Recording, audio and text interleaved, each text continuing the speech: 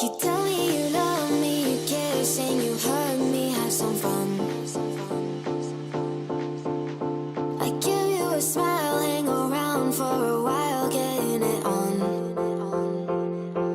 And I don't really show it, but you're the only one that breaks my walls. Now baby, I'm all for it, and every time that I pick up the phone, I love it when you say my name. I love it when you say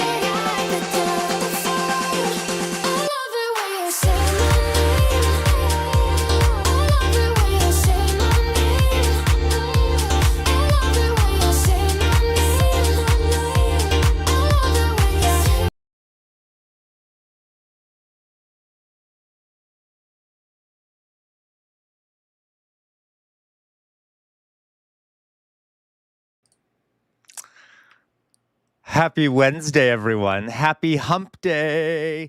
Hello, everyone. How's everyone doing? Yes, yes, yes. I know yesterday I said that I might stream on Wednesday, and I have done it. I have decided to stream on Wednesday. So it likely will not be as long as I normally stream because obviously it's a Wednesday. But I thought I'd stream a little bit. We'll have a nice chill stream today. We'll just react to some stuff. Maybe I'll play a video game. We'll see where it goes. Okay, we'll see where it goes. But I'm so glad to see everyone here. Hello, hello, AMA Gaming. AMA Gaming, I'm so glad you're. How have you been, AMA Gaming? How have you been, girl? You doing good over there? Okay. Hello, Lee Lane. Hello, Lee Lane. Lee Lane says, I thought you didn't work on Wednesdays. That's true, Lee Lane. Normally not. Alas, I decided to stream today a little bit. Honestly, it's very gray and rainy outside. There's not much else that I can do today. So I thought I would stream a little bit, etc. Okay. Yeah. So let's see here. Retro Asher. Hello, Retro Asher. Hello, Retro Asher. So glad you're here, Retro Asher.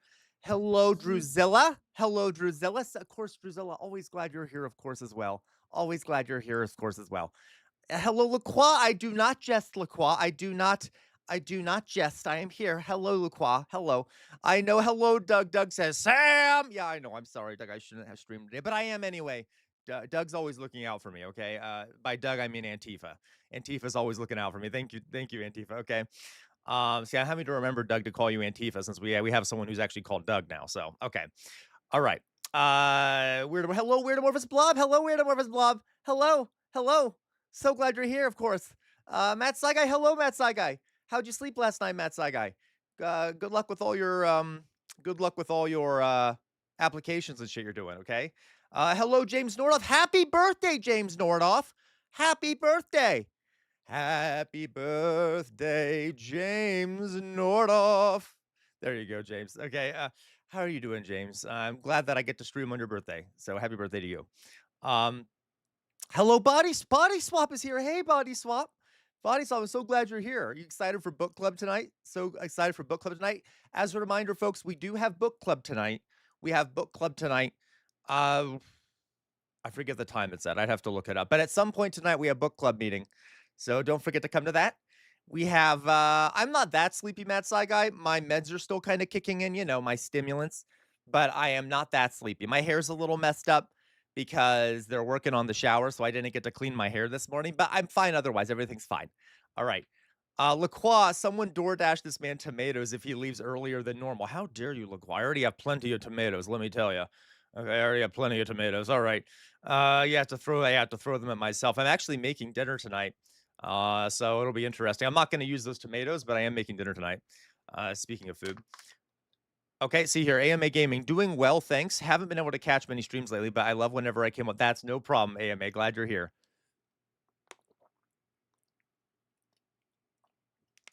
All right. Okay. LaCroix, Casual Revolt confirmed, funded by Antifa. I support that. Okay. I didn't say that if the FBI is watching. Okay, guys. So let's just do some stuff.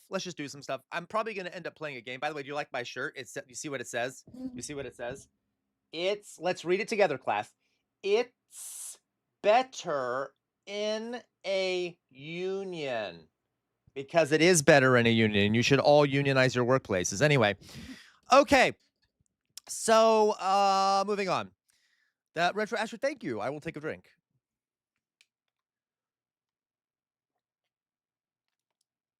All right, so we have some things to react to. Is Trump failed here? I wanted to watch Trump failed's video that Trump failed sent me yesterday, but I didn't have time to watch at the end of the stream. But I want to make sure Trump failed is here before I do that. I don't know if Trump failed is here. If not, I'm just gonna react to some stuff.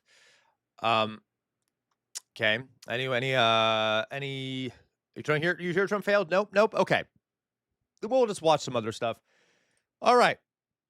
So there was some pretty bad news today, by the way. I'm not going to talk. I'm going to wait till tomorrow. Trump failed is here. Okay. So we'll watch Trump fail's video. I will say there is some pretty bad pretty bad news today, and I will talk about it more tomorrow. But the Supreme Court made a disastrous decision that will basically allow more racially based gerrymandering in the South, which is disastrous and is not good at all. There are sort of yeah. So it basically dismantled part of the Civil Rights Act, which is pretty bad. So we'll and that might actually result in the elections. How a couple days ago I said it's looking good for the midterms. Well, it might not be now, because it may give Republicans a bunch more seats in the House of Representatives. Yeah, Le Quabois, as far as I know, and I only read one article on it this morning. This is why I don't want to talk too much about it yet. But the name of the decision, it just came out, is uh what is it called? If it's a headline news story everywhere, what is the name of this case at this point? What is the name of this case? Um let me find it here. And Lacroix, it would be nice if you'd look. Yeah, it would be nice, Lacroix, if you looked into it because you might know more legal stuff than I do. That's for sure. But let me see here. Okay, the court agreed with Republicans that congressional. Okay, let's see here. I cannot find what it is being called. The name of the case, but it literally just do a quick Google search. You'll find it. It's headline news in a lot of places. Crap. So anyway, but yeah, not good news. Regardless, they're John Harwood, that they're fair. Okay, so it might be the Harwood v. someone. Okay. Oh yeah, no problem. I'm sorry, I don't know why I can't find the name of it. It's everywhere, but no one has like a blank v blank idea. Okay. All right, moving on though, guys. So we will talk about that tomorrow. Today we're just gonna kind of do a relaxing stream. Okay. So let's watch what Trump failed send us. Yesterday, guys, I was yesterday I was thank you, Weird Morse Blob. It is Louisiana versus Calais. Okay, or Calas. I don't know how they pronounce that, but Louisiana versus Calais. Okay, not great. Not a great decision. Okay, so let's watch what Trump failed sent us. I think I indicated yesterday, guys, that I am not an expert on OPEC or any of that nonsense. Okay, or any of that crap. Okay, that's fair, Matt Guy. So let's watch this, and it will hopefully give us some clarity about these things because I'm not quite sure what the implications are. So let's watch this guy who does know what he's talking about. And thank you very much, Trump failed, for sending this to us yesterday. So let's watch. So let's all learn about it together. Okay, so the UAE has come out and made its announcement today that it's officially leaving OPEC beginning May the 1st. Now, for people that sort of run in my circles, this is not really a big surprise. This is something that the UAE has actually threatened for many years. The UAE has had a lot of conflict with Saudi Arabia regarding quotas and how much they're allowed to produce. In addition to that, there's also been some geopolitical tension between the UAE and Saudi Arabia. The UAE sent supplies to, I believe, the Houthis, Houthi rebels. What are they called? What is the name of that group? The Ansar Allah, I think they're called. And the Saudi Arabia interdicted that delivery of supplies. So there's been some conflict between the two countries. UAE is also the biggest quota violators.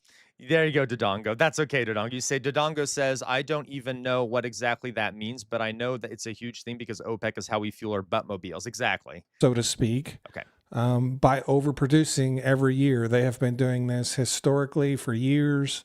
I believe last year in 2025, they overproduced by somewhere around 400,000 or 500,000 barrels of oil a day. Okay.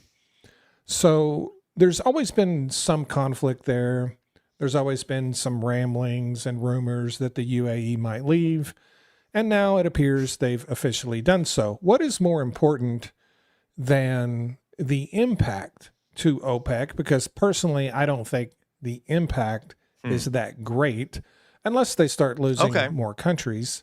But now that they have OPEC Plus and all of those other nations they've kind of brought in as a sort of subsidiary of OPEC, I don't think it has a huge impact on OPEC itself. But the reason the UAE is leaving is the thing that I believe will impact Americans the most at home. not necessarily what it's going to do to OPEC, but the reason they're leaving. And the reason the UAE is leaving is because they see a very long and extended period of high oil prices that are going to last for quite a while. And they don't want to be constrained by OPEC's rules on how much they can produce. They have spare capacity. They believe they can produce significantly more oil, and they want to have the ability to do that and really capture a lot of value during a period of high oil prices. It's also important to note. So it's a bad sign because it's telling us that the UAE knows that they can fleece everyone because oil prices are going to be high for a while because of all the infrastructure that's been destroyed in the Middle East because of the war we've started. Okay. Hello, elevator lady. Hello. The UAE is a huge... Elevator lady, what time is book club tonight? They have a huge spending problem. Let's just be honest. They remind me of the kid that gets drafted into the NBA and spends all their money. And 9 p.m., guys. Make sure you come to book club at 9 p.m. tonight. Oh, hello, Tiago. Did I miss you, Tiago? I'm sorry. I was too busy listening. Tiago. Oh, yes. Hello, Tiago. Okay, you're sending us a reaction. I'll see if we get to it. We have a whole list of reactions that people have sent, so we'll see if we get to it. Ends up broke. This is, I don't know how this happens in the UAE, but, you know, it's no surprise. If you've looked at the country, very lavish, but also, you know, not even a month into the war in Iran, they were asking the U.S. for financial help.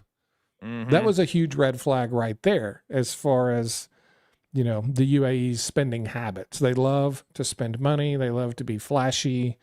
They're kind of like the people that are constantly trying to impress their neighbors. But regardless, I digress. Hey, one of the big things that we are... Hey, J-Mac, by the way. Sorry, I keep saying not forgetting to say hi to people as I come in because I'm trying to listen to the video. Seeing is more and more countries and companies are believing we're going to enter a long-term period of high oil prices, not just because of the Iran war, but because of a lot of things that are happening around the world. And one of those things happens to be peak production of oil in the United States. Now, not everyone agrees with me, but I personally... That's true, Paul Squaw. Hello, Gwen. How you doing, Gwen? By the way, hello, Paul Squaw. I never said hi to you either. Because the planet is running out of oil, right? Yeah. I personally believe we have already reached peak production. I believe we reached it last year in October. Production has been declining in the United States ever since then. And here we are 2 months into the Iran war. And I know, Dodongo, we're not really. Oil prices rose significantly before the war started because we knew it was coming for a few weeks. So we've had, you know, 8 to 10 weeks right, at Jonas, minimum Jesus. of higher oil prices. Hello, Jonas. We haven't picked up a single rig in the United States. And there's something that's been happening in the United States for a while that's been pointing towards production declines coming. And that is the fact, one, that we used up a lot of what is called tier 1 acreage. That is our very best oil producing acreage. We have used up the vast majority of that. And what is left in the United States is tier 2 and tier 3 acreage. I got you, Paul. I see what you're saying, Paul Squaw. So like we're using up the best acreage for exploiting oil. Okay. Can we just like stop with the oil? I mean, remember the Trump administration we talked about yesterday is literally paying wind energy companies to stop producing wind energy because he hates green energy so much. He's literally paying companies to stop producing it, which is insane to me. Absolutely batshit crazy. And okay. It also shows how shitty capitalism is that you can just bribe a company to stop producing wind energy because they only care about profits. So they're not going to produce the wind energy if they're bribed to not do it. Anyway, like, can we just stop with the oil? I mean, but like, seriously though, like, you know, elevator lady, right? Like, yeah, can we just like not anymore? Can we just like say no? Bad. Like, you know, like the whole dare thing, you know, just say no to drugs. Can we just say no to oil at this point? Of course, dare didn't work very well at all, but still. Okay, J-Mac, it's literally because he just thinks they are ugly too, which makes it more funny. Yeah, I know. And he thinks that the sound of windmills cause cancer and shit because he's a moron. Absolute moron, okay? Really the dumbest man on the planet. And the tier 2 acreage, which does not produce as much oil as the tier 1 acreage, requires higher oil prices in order to drill because it doesn't produce as much. Another thing it does is it produces more natural gas than the tier 1 acreage. Now, the problem with that, specifically in the Permian Basin, it's very hard to offload natural gas. Companies are actually losing money on their natural gas. One of the big reasons Mayflower also why we're not drilling more in West Texas. There's not enough takeaway capacity. I know, elevator lady, like in some context, that phrase, I like that phrase in some context, elevator lady. But yeah, like when politicians use it, I'm not a fan. Okay. The drill baby drill thing. It's like, all right, can we not, again, can we just like stop with that shit? It's also so stupid. Price for natural gas coming out of the Permian to the Waha is below zero and has been for quite a long time. I think it's negative. J-Mac, J-Mac, you know how to suck up to me, J-Mac. J-Mac says nationalize the energy industry. Correct. Okay, I know you believe that, J-Mac. I'm saying Weird Amorphous Blob. Remember the glorious presidential debate? Oh, I remember Weird Amorphous Blob. Jesus. For $6 right now. That's a big problem. So I think in the future, we're going to see oil production declining in the United States. Oh, no, guys. Oh, no. We're going to see oil production declining in the United States. Oh, no. Thank God. Thank God for that. All right. At the same time that oil demand continues to grow globally. So this is going to be kind of a double-edged sword because not only is our production going to continue to fall, but global demand is going to continue to grow, and that means our percentage of global oil production is going to fall in two different ways. And another way that this is sort of highlighted is the number of companies, big oil companies, that are looking outside the U.S. now for future oil production assets and acreage. If you look at ExxonMobil, it's betting really big on Welcome, Guyana. Doug. Thank you. Where discoveries offshore have become some of the most valuable new fields in the world. Very low cost barrels, very large fields with a lot of runway. If you look at Chevron, they also have a lot of exposure to Guyana through partnerships, while growing globally in places like Mayflower Kid, I am not sad today, okay? I literally am trying to listen to what he's saying because I don't know much about this topic, okay? We're all learning about it together. Yeah, Chevron trigger warning, right? I'm perfectly fine. I'm in a perfectly fine mood, Mayflower Kid. I might actually go get some tea at some point because I am a little tired for some reason, but I'm good. I'm fine. But thank you, Mayflower Kid. I think you're sad, Mayflower Kid. Kazakhstan and offshore projects elsewhere. Shell and BP continue to pursue international LNG deepwater projects and conventional projects from the Brazil pre-salt field. Brucey, hello, Brucey. How you doing, Brucey? To Qatar. Total Energies has aggressively expanded in Iraq and the United Arab Emirates, Africa, and also LNG markets. Canada, or Shell also just made a significant acquisition in Canada as well. So what you're starting to see is the biggest... These companies are like some of the most evil entities on the planet. I can't believe that they're still allowed to just like buy things. Like they shouldn't be allowed to make any purchases ever. They should just be taken over by the state and made subservient to the people of the countries that they are based out of, and then they should be slowly gotten rid of. Like anyway. Do you remember, guys, that all these oil companies, a lot of them ended up getting sued? Was it Enron? I mean, Enron did some shit, but it turned out that they had known for decades upon decades, how bad climate change was. And then they openly lied about the research and openly put out propaganda saying that it wasn't an issue. So like they are some of the most evil companies in the world. And like, I don't know why they're still allowed to exist. Like they should just be crushed. Doug, yes, right? Yeah, you're right. They bribed the politicians. Exactly. That is exactly why. Ninjester, hello. I haven't seen you in a bit. So glad you're here. Jesus. Okay. You're totally right, Raccoon Boy. The cigarette company playbook. Do we know, guys, by the way, that the cigarette companies, you know what they did? And by the way, some oil companies are starting to do this a little bit. So the cigarette companies, when they realized that they wouldn't be able to sell as many cigarettes anymore, they started buying up junk food companies. And now and then they made that junk food more addictive because that's their sale model. Is they're used to selling things that are addictive and they're really good at it. So now a lot of these cigarette companies have bought, I believe like Hostess got bought by one. I have to remember what companies were bought. A lot of these cigarette companies, these tobacco companies now own junk food companies, and they've made that food even more addictive. So those are some other examples of companies that are evil and ought to be destroyed. But wait, but we need our private property, right? But we can't take away their private property. Those are private companies. Yeah, fuck it. I don't care. Crush them. Players find places to drill and assets outside of the U.S., non-U.S. shale assets. And they're sort of aligning themselves as this is going to be the future. These are their next big plays. Now, that's not to say that U.S. oil production is just going to die and we're going to stop drilling completely.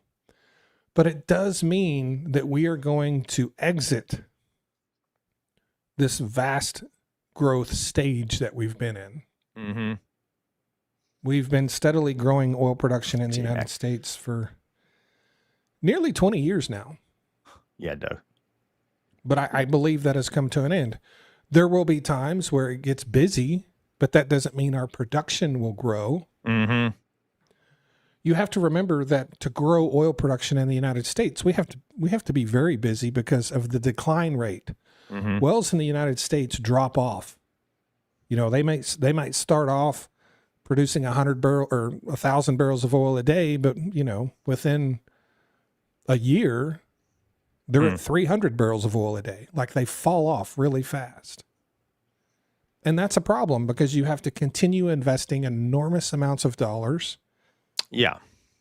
Just to maintain the same amount of production. And it really hurts your return on investment. Hello, Chess. How you doing, Chess? In addition to that, RVKB Chess, there's not a lot of diesel that can be produced with our light sweet crude oil. And diesel is taking a larger and larger Is that what you were saying, Paul Squaw? Our oil isn't that great for producing? Isn't like the best level?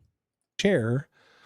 Yeah, right, Mithril. Nice to know that capital has no conscience. A shocking revelation, right, Mithril?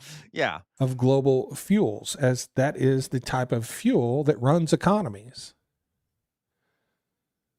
So big players I know, right, Raccoon? Me too. are now targeting assets outside the United States with more heavier oils or mid oils that produce significantly more diesel, that require more upfront investment, but less long-term investment, as they don't have to continue investing at enormous amounts just to sustain production. Yeah, Doug, a good question. Doug says, where do we have oil in the U.S.? I know about Texas, but I assume we have oil in other states. Yeah, there's a lot in Texas. Doesn't Alaska have a lot of oil too? Most of it is like in the central United States, in the southern United States, or like western central United States, and Alaska, I believe. And so with the majority of our acreage now being tier 2 acreage, short of new technological breakthroughs or short of, great advancements and more efficiencies, it looks like a lot of the shale plays in the United States, as far as new ones, Yeah, that's right. Louisiana. are going to be led right, by J-Mac. independent, privately owned companies and not big oil, which is perfectly fine. But don't expect U.S. oil production to grow. North Dakota, New Mexico, Oklahoma. That makes sense, Doug. I forgot about North Dakota. To 50. Paul Squaw, the Texas Permian Basin is about to run out of oil. Now it's all fracking and deep water rigs trying to get trash tier oil. Interesting, Paul Squaw. And I know a lot of the what are they called? The processing facilities down in Texas don't have as much stuff to process of our own oil. So one of the things that they rely on is like processing Venezuelan oil, which might be one of the reasons we went to war with Venezuela, so that these oil processing plants can get more oil to process. There's there's a bunch of shit stuff. You can tell, guys, I am not as knowledgeable about the economics of oil because it annoys me. Literally, I have trouble reading about it because it annoys me. I'm like, why the fuck do I need to learn all about the oil when we shouldn't even have the goddamn oil? But yeah. I still should know about it because unfortunately we rely on it still, which is disgusting. Okay. Um, well, we'll continue. 18 million barrels of oil a day or what? Lurking Snow Leopard, you just sent us a map showing where the oil is in the United States and shit. Okay. Okay, this is cute. So I see. So here are all this oil down in the Gulf of Mexico, by the way. There's also there's more there's all this stuff too. Are these just distiller? What are these? What is this supposed to be?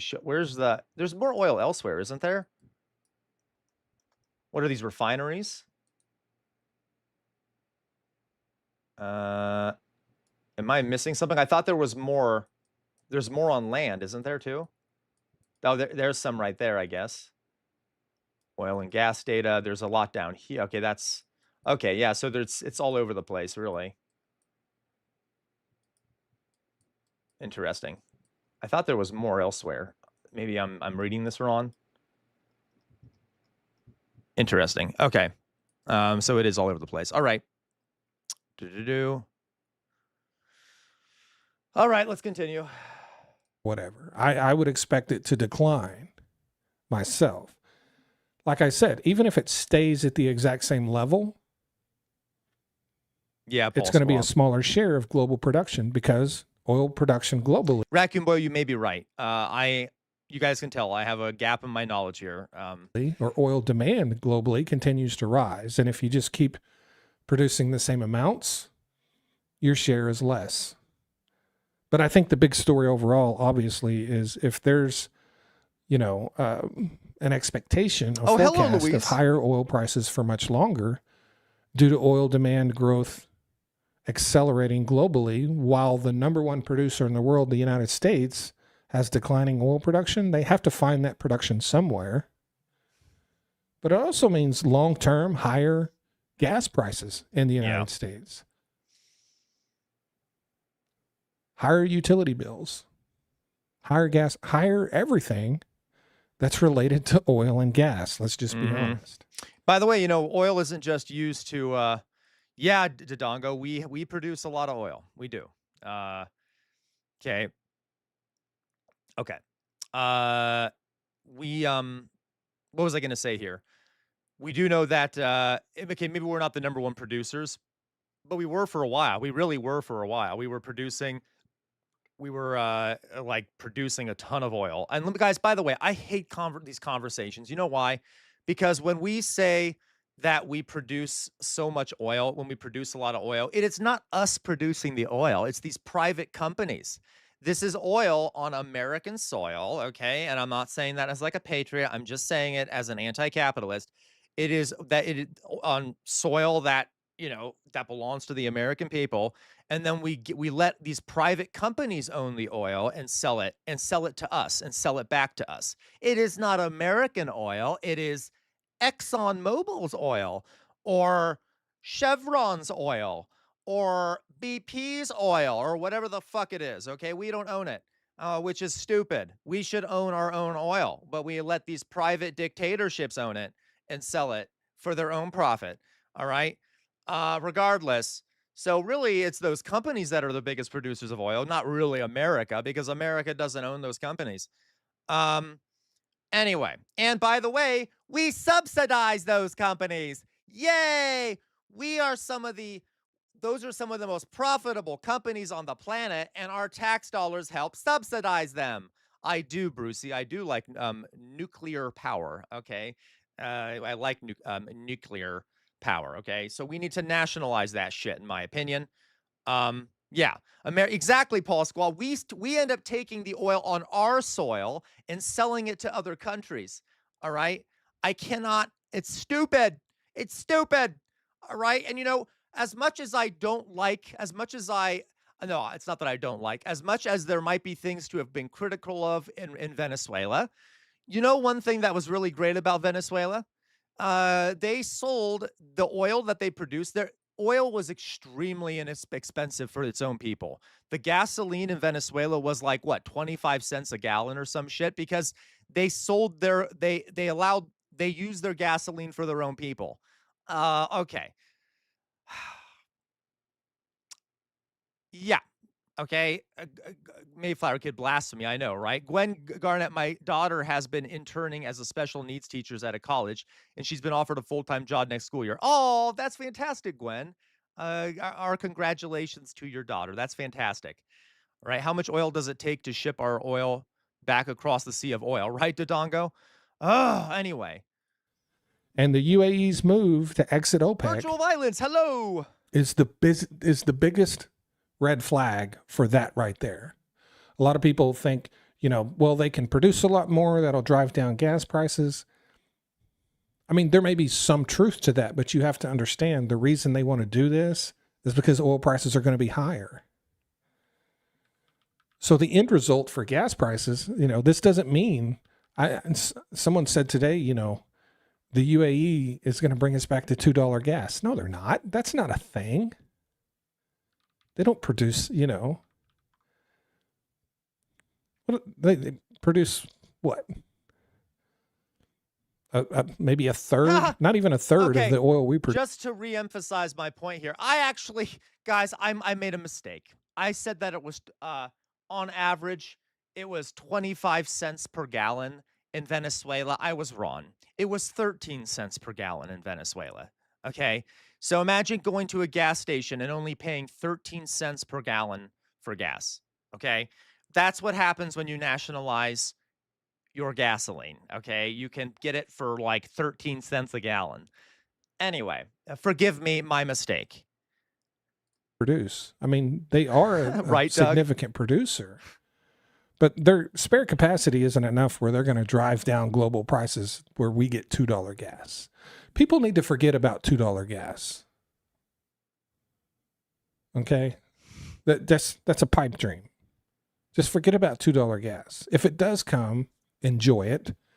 It's going to last for a very short period of time. Right, Doug. And it's going to come because something really bad is happening that is destroying demand globally. Like it's $2 gas is not as great as you think it is. Mm-hmm. And you have to think about it, guys. Okay, I'm sorry. Okay, this is supposed to be a relaxed stream, but I'm losing my mind. Just think about how, like, when people are happy that gas is like $2 a gallon or whatever, but think about that. That is still like tons of times more expensive than what it could be, right? That is still like massively more expensive than 13 cents a gallon, right? I just, but that's the norm in the United States because we're used to allowing those companies to get a massive profit. Okay. Yeah, I know, right, Raccoon Boyo? Understand that on a long enough timeline, you pay the same amount for gas, typically. Right? Sometimes you pay $2. The rest of the time, you're paying $4. Mm-hmm. Because over years. But of course, guys, I want to be clear. We shouldn't have gas anymore. I know I keep talking about we need cheaper gas. We need no gas. That'd be nice. We need to move on from that shit. Okay, but still, okay. That averages out to about the same price. Cheap gas is always replaced with really expensive gas. That's just how it works. In addition to that, gas prices today are up to $4.18 a gallon on a national average, highest it's been in 4 years. The wholesale price of gasoline today rose by another 9 cents. And inventory reports are coming out here shortly. Jonas. And if those inventory reports look like I think they're going to look, big draws in gasoline and distillates, when those come out later today, we could see a big jump in wholesale prices tomorrow. We could also see a big jump in oil prices. We'll just have to see what the inventory reports say. I suspect really big draws of gasoline and distillates, which are going to push those gas prices and diesel prices up further in the coming weeks. And this is due to all of the tankers coming to the United States once again. Jesus. WTI hit $100 today. Brent went over 111. And gas prices are continuing to rise, as I told you they would. Where they stop, I don't know. Yep. And guys, just a reminder. Okay, people seem to think that we just need to end the war so that gas prices go down. Sorry, too late. We've done like permanent damage, not permanent. We've done very long-term damage by starting this war to a lot of the oil-producing infrastructure in the Middle East. That shit doesn't come back overnight, okay? That shit doesn't come back overnight. It's going to take a long time to rebuild a lot of that oil infrastructure that's been destroyed, which means that, yeah, gas might go down a little bit, but it's going to be very high for a very long time. Donald Trump has fucked us all over, as well as doing all the war crimes and the illegal aggression and things like that. So that's fun. Yay! No problems there. But hopefully that will maybe put pressure on the world to move more towards clean energy, etc. I don't know. I doubt it. But I hope. Okay. Doug, we just need to invade more countries and take their oil. Hilarious, Doug. Okay. Don't give Trump the idea. I'm sure he might do that. Gwen, I'm paying attention. Oh, that's okay, Gwen. You green hippies don't have any guns. Exxon has guns. Right, Paul Squaw? Okay. All right. That's true. How dare you, Paul Squaw, use my own argument against me? Okay, anyway. All right. Jesus. Yep, correct, J-Mac.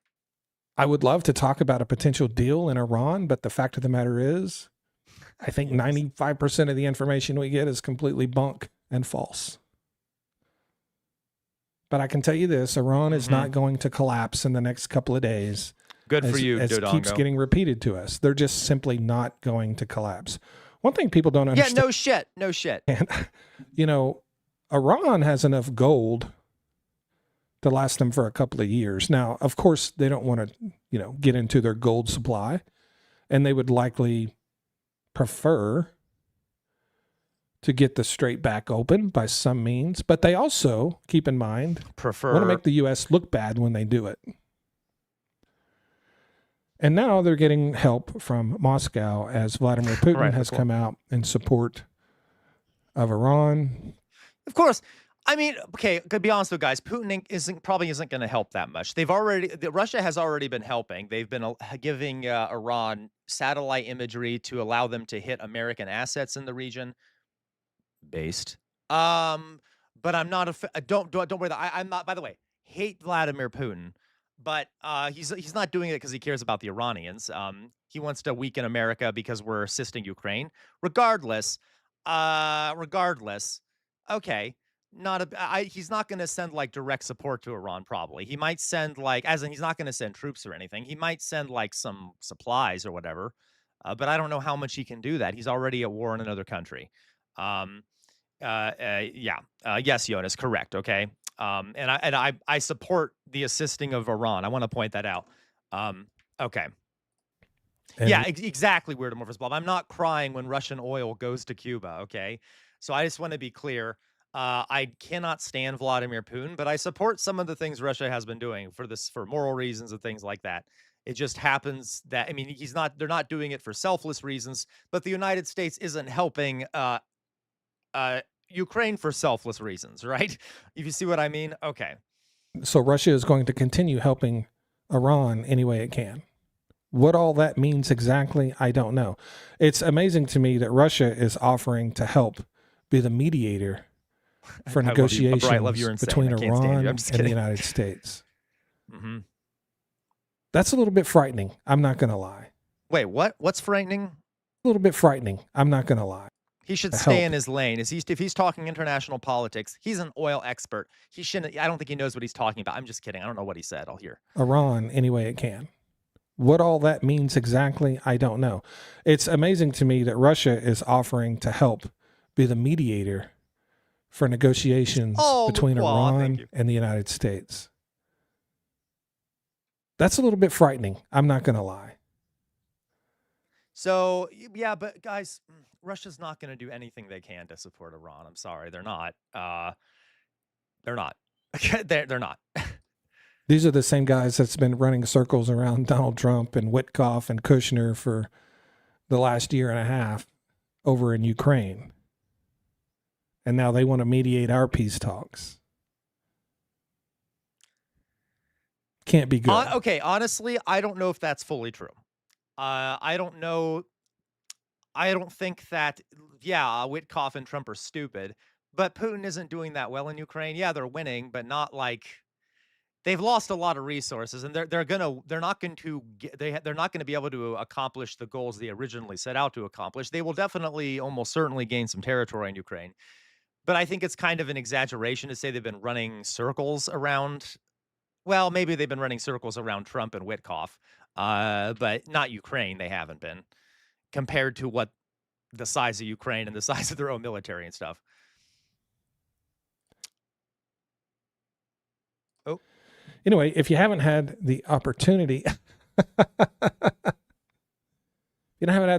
please check out the American Power podcast. It's available on Apple and Spotify, the #1 podcast for energy and geopolitics. that is disgusting, Weird Amorphous Blob. That is disgusting. The Azov Battalion are insane. Available wherever you find podcasts. Also on the Find Out Media YouTube page. You can find it there. Thank you guys so much. Please like, follow, subscribe. I hope you have a great week. Thanks. Okay, that was really good. Thank you, Trimfield. I learned a lot. I didn't know a lot of that. So yeah, the oil shit not looking good. Not looking good. Okay, yay for us. Welcome, everyone. For those who have just joined us, normally I don't stream on Wednesdays, but I decided to pop in to do a little bit of a stream today. Just a little bit of a stream. Why not? It's raining outside. It's gray. It's depressing. I'm like, I need to do something. I'll stream. And we have, we're not going to do anything too serious. We're going to watch some videos. Then I might play a game. We'll see what happens. We have some other stuff to react to. Okay, we have some other stuff to react to. I know, right, Xander? We need to not have oil, right? We need to not have oil. That's the whole. That's why I don't know much about oil, because whenever I start reading about it, I start losing my mind. Doug, I don't play that. In my free time, I play a lot of different games. I don't often play games on stream. I'm not sure what game I might play today. But before, I've played Hellmart. I've played Ace Combat. I've played. Have I played Elden Ring? I played Elden Ring. So it depends. I'll see how I'm feeling about it. All right. Let's see here. Tiago, we have a. Okay, I'll let you guys pick. Tiago, we have a list of people who have already sent stuff. Forgive me, Tiago. I can't be skipping the line, if you know what I mean. But I do love you, Tiago, of course. But we'll get to it. But I have other people that sent stuff first. So let's see here. Okay. What do we got here? Some other stuff to watch, and then we'll play a game. Dine and Dash. Oh, I think, did I have something I wanted to show you guys? I thought I did. Boop. Marxist Unity Peaky Blinders. Hilarious. So let's see here. Okay, you know what? Let's watch this. This is sent to us. Are you here, Fetty Spaghetter? Are you here, Fetty Spaghetter? Let's watch this. Or wait a minute. You know what? I want to say what Gwen sent us. I noticed that Doron said that Iran killed. Well, actually, Tiago, we might get to yours pretty quickly. We'll probably get to yours very quickly, Tiago, because there's not that many other things to look at. Okay. You still have a Cult of the Land thing on your screen. Oh, do I? Okay, Lurking Still. Then maybe I can. We also played Cult of the Lamb. We could play Cult of the Lamb. Okay, thanks, Louise, for emphasizing how much I died in Elden Ring. By the way, Louise, since then, I beat the game again. Okay, actually, the first time, I don't think I ever beat it. But this time, I beat it, Louise, so ha. And yes, I died a lot during it. Okay, so this was sent to us by Gwen. And no, not on easy. I beat it on regular difficulty, okay? Screw all of you. Virtual violence, I don't want to talk about it. Virtual violence is how many times for Melania? So many times virtual violence. There were 3 different times where I tried Melania, and like I would go at her like 24 times, and then I would leave, try to get more powerful, come back, try it 24 more times, leave, get more powerful, and then finally I beat her on the 3rd set of trying. She's insane. Okay. Moving on. So let's watch this. This is a little clip of Mehdi Hassan trying to, I don't know, doing something cool, as always. So let's see what Mehdi Hassan has to say. I noticed that Doron said It was my controller, Jonas. Thank you. Thank you, Jonas. Do you guys remember the controller wasn't working? All right. I'm actually pretty good at video games otherwise. that Iran killed 30,000 of its people a few minutes ago. Now he's saying 40,000. By the end of this discussion, it'll be 100,000. It's funny how they inflate the numbers of people killed in Iran, but never recognize the 100,000 people you killed in Gaza, that your military killed in Gaza, 100,000 people minimum killed in Palestine, which are actually verified numbers by international organizations like the Lancet Medical Journal. You deny those. But let's put that to one side and deal with some of the stuff you've been saying. Number one, just some fact checks. A UN Security Council resolution is binding under international law. The Reagan administration voted for it, and you've never followed it. You proudly say you haven't signed the NPT. People watching at home will laugh their heads off. You're basically saying, because we didn't sign an international treaty, we don't have to follow international law. So then why doesn't Iran just pull out of the NPT? Why doesn't everyone just pull out of the NPT and do what Israel did? You say Israel reserves the right to defend itself. That old chestnut. No other country in the Middle East is allowed to defend itself. Israel is the country that bombed, count them, 6 countries in the Middle East last year. I can't think of a single country on planet Earth, aside from the US and... I don't understand. He had, like, Mehdi Hassan has, like, probably the best neurons on the planet. His neurons fire so cleanly and perfectly. He's able to just go on without repeating himself in, like, a perfect train of thought that isn't slow, like, gets to multiple points. Like, honestly, one of, like, I don't know, I wish I had his brain cells, let's put it that way. Yeah, my guy is on 200 milligrams of Vyvanse an hour. It kind of seems like it. It's amazing. I lay Mehdi's neurons. I would abduct those neurons immediately. Okay, I would take those neurons away. Right. Okay. Israel that bombed half a dozen countries in the calendar year 2025. That is your country that you're defending, a rogue nation that bombs whoever it sees fit and then claims to be a victim. You say that, for example, you mentioned in your comments, you said 1967 we were attacked. Complete flat falsehood. Israel attacked first in 1967. Everyone knows that. It's a documented fact. You can call it a preemptive war, but you can't just lie on here and say you were attacked. You were not. You said that Iran pioneered the use of terrorism in the Middle East. Actually, that was the Zionist gangs. That was the Stern Gang and the Irgun who blew up British diplomats, bombed the King David Hotel, hung British sergeants, attacked British civilians and military and Arabs. It was actually Jewish and Jonas. Zionist terror gangs that pioneered terrorism in the Middle East 100 years ago. So a lot of your facts are just... Guys, that is not a joke. Okay. That is not a joke. I took a class in college called Terror and Terrorism. Yes, I know. I took a class called Terror and Terrorism, but they talked about how some of the earliest forms of modern terrorism were done by Jewish Israeli terror groups. It's not an exaggeration to say that they partially invented the idea of modern terrorism in a lot of ways.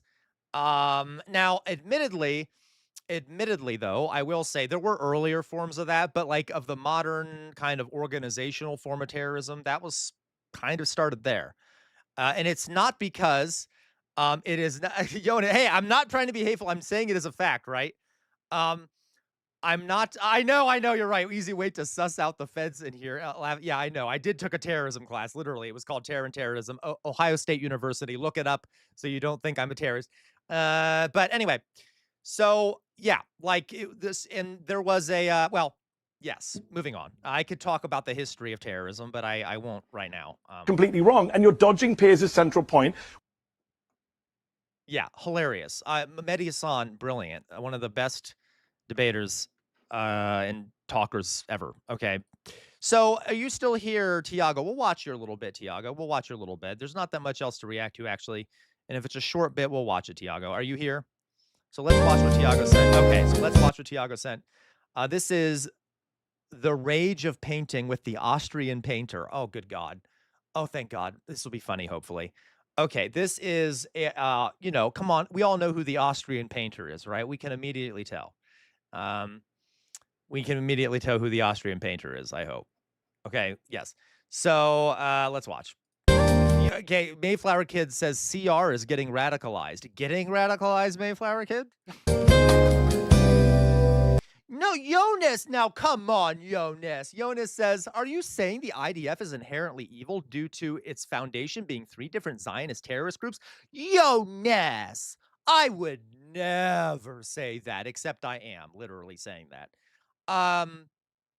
Anyway, so let's go on here. The rage of painting with the Austrian painter. Yes, Hitler would have been the Austrian painter, okay?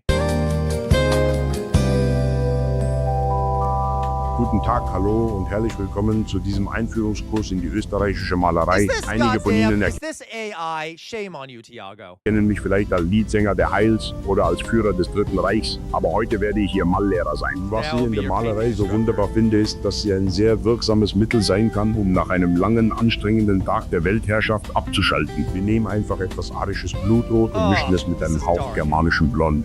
Jetzt lass den Hass durch deinen Pinsel auf die Leinwand fließen. Das ist alles. An der Universität Wien lernt man das zwar nicht, aber um die Farben so richtig zum Leuchten zu bringen, empfehle ich ein paar Tropfen Bolschewikentränen auf die Palette zu geben. Der zusätzliche Salzgehalt der Bolschewikentränen sorgt dafür, dass sich die I think that's hilarious, given that it was the Bolsheviks that ended up making Hitler cry, right? verschiedenen Farben besonders gut vermischen. Ich mische einfach etwas Gartenblau mit einem Hauch Braun von Braunhemden. Was ich am Malen auch so liebe, ist, dass einem nur die eigene Fantasie Grenzen setzt. Wir könnten einem Bären That is very fascist. Remember, guys?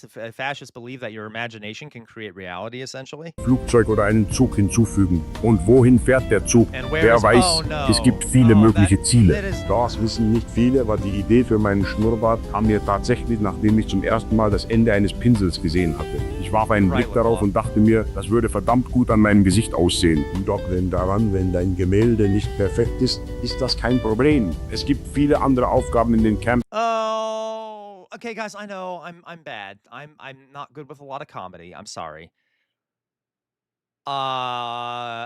If everyone else isn't okay, we'll keep watching it. I don't think it's that funny, but we'll keep watching it. No offense, Tiago. Okay. Die du stattdessen übernehmen kannst. Wie Sie sehen, haben wir es hier mit I einem don't. So listen. The reason. Okay, let me explain.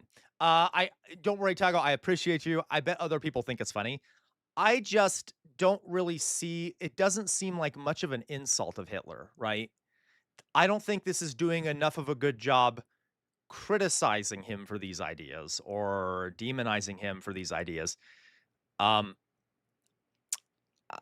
I don't know. I'm not sure how to phrase it. But regardless, we'll finish watching it. I know. Fall von Ungehorsam zu tun, denn der Pinsel hat sich You have to meinen understand, I'm kind of traumatized by reading so many Nazi documents. Anweisungen widersetzt und einen Fleck auf meinem schönen Gemälde hinterlassen. Ob der Pinsel von einem Juden hergestellt wurde oder nicht, können wir derzeit nicht überprüfen. Die gute Nachricht ist, dass mir dies die Gelegenheit gibt, einen der am meisten übersehenen Aspekte des künstlerischen Schaffensprozesses zu demonstrieren, der Crash-Out.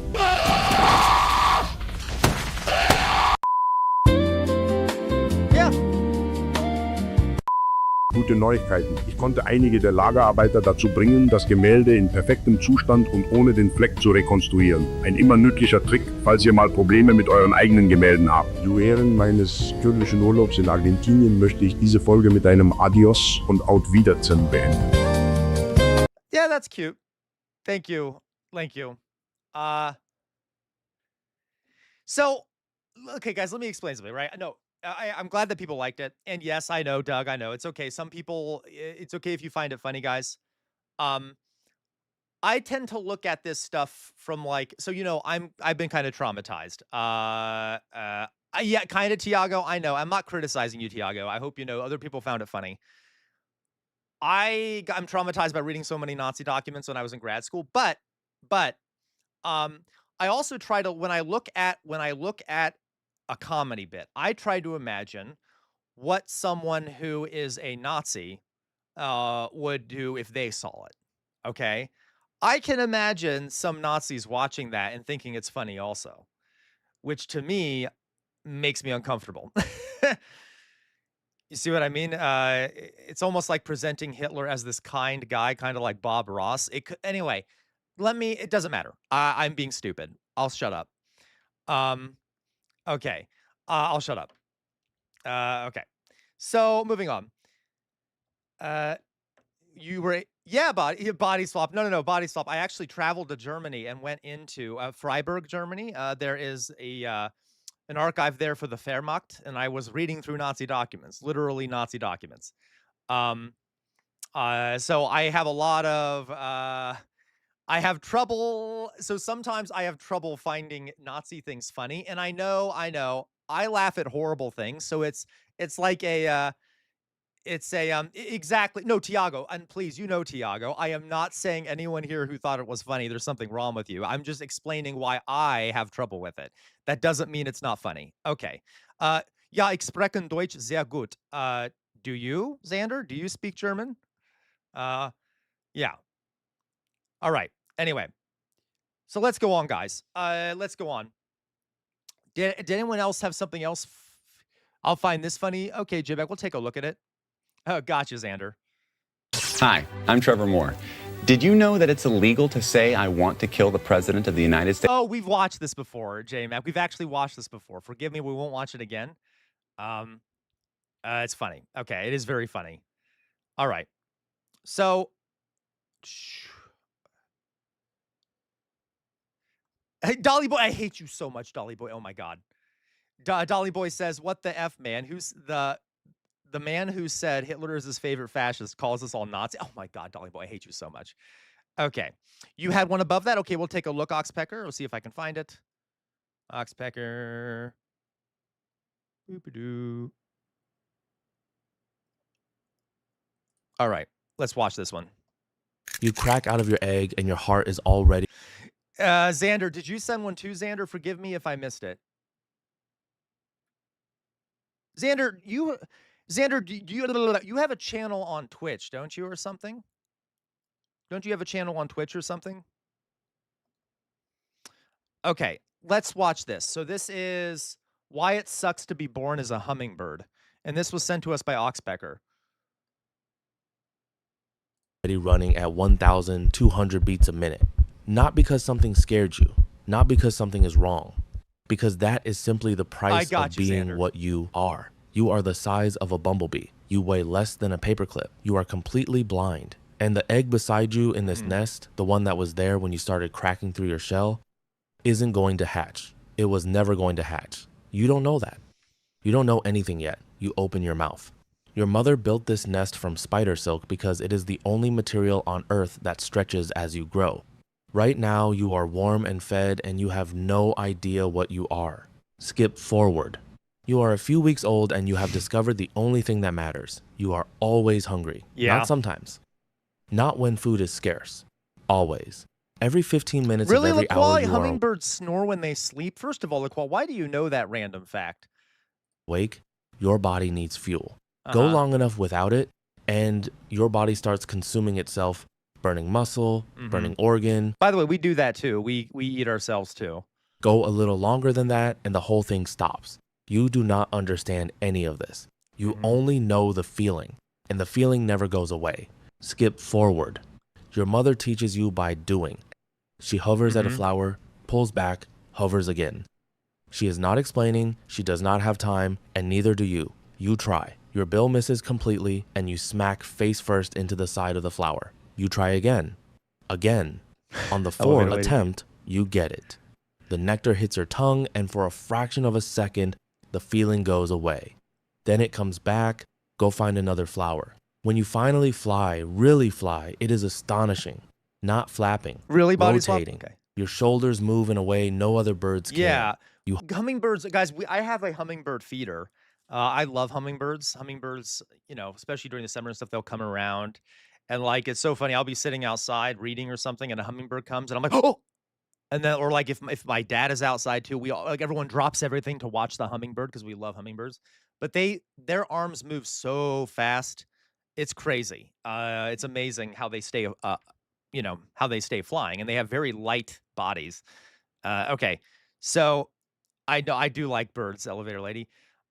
Dolly Boy, you just sent me. Thank you, Dolly Boy, for the 400 bits. Really, Dolly Boy. Dolly Boy says reminds me of the suppression of the Dolly Boy cult by the Jester. So, guys, Dolly Boy is using a tactic.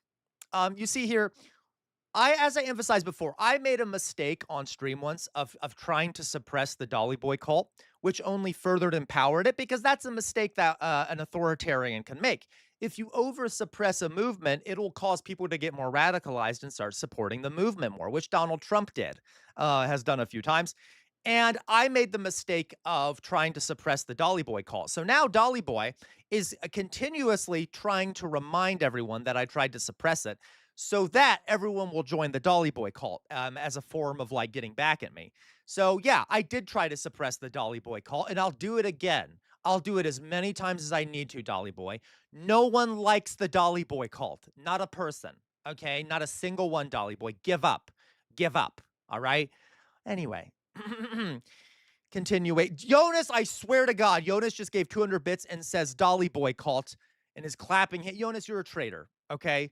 And now Virtual Violence is asking to join the Dolly Boy cult. See, this is exactly why Dolly Boy did this. This was a strategy. Okay? Disgusting. Disgusting. Okay, moving on. Hover. You reverse. SoCal, how dare you speak to me that way? How dare you, Tiago? You hold perfectly still in open air and the world does not move underneath you. You are the smallest thing in this canopy, and for one moment it feels like the canopy was built for 9 p.m., Mayflower Kid. something exactly your size. Then the sun moves behind a cloud. The temperature drops 2 degrees. The feeling comes back. Go find a flower. The light goes.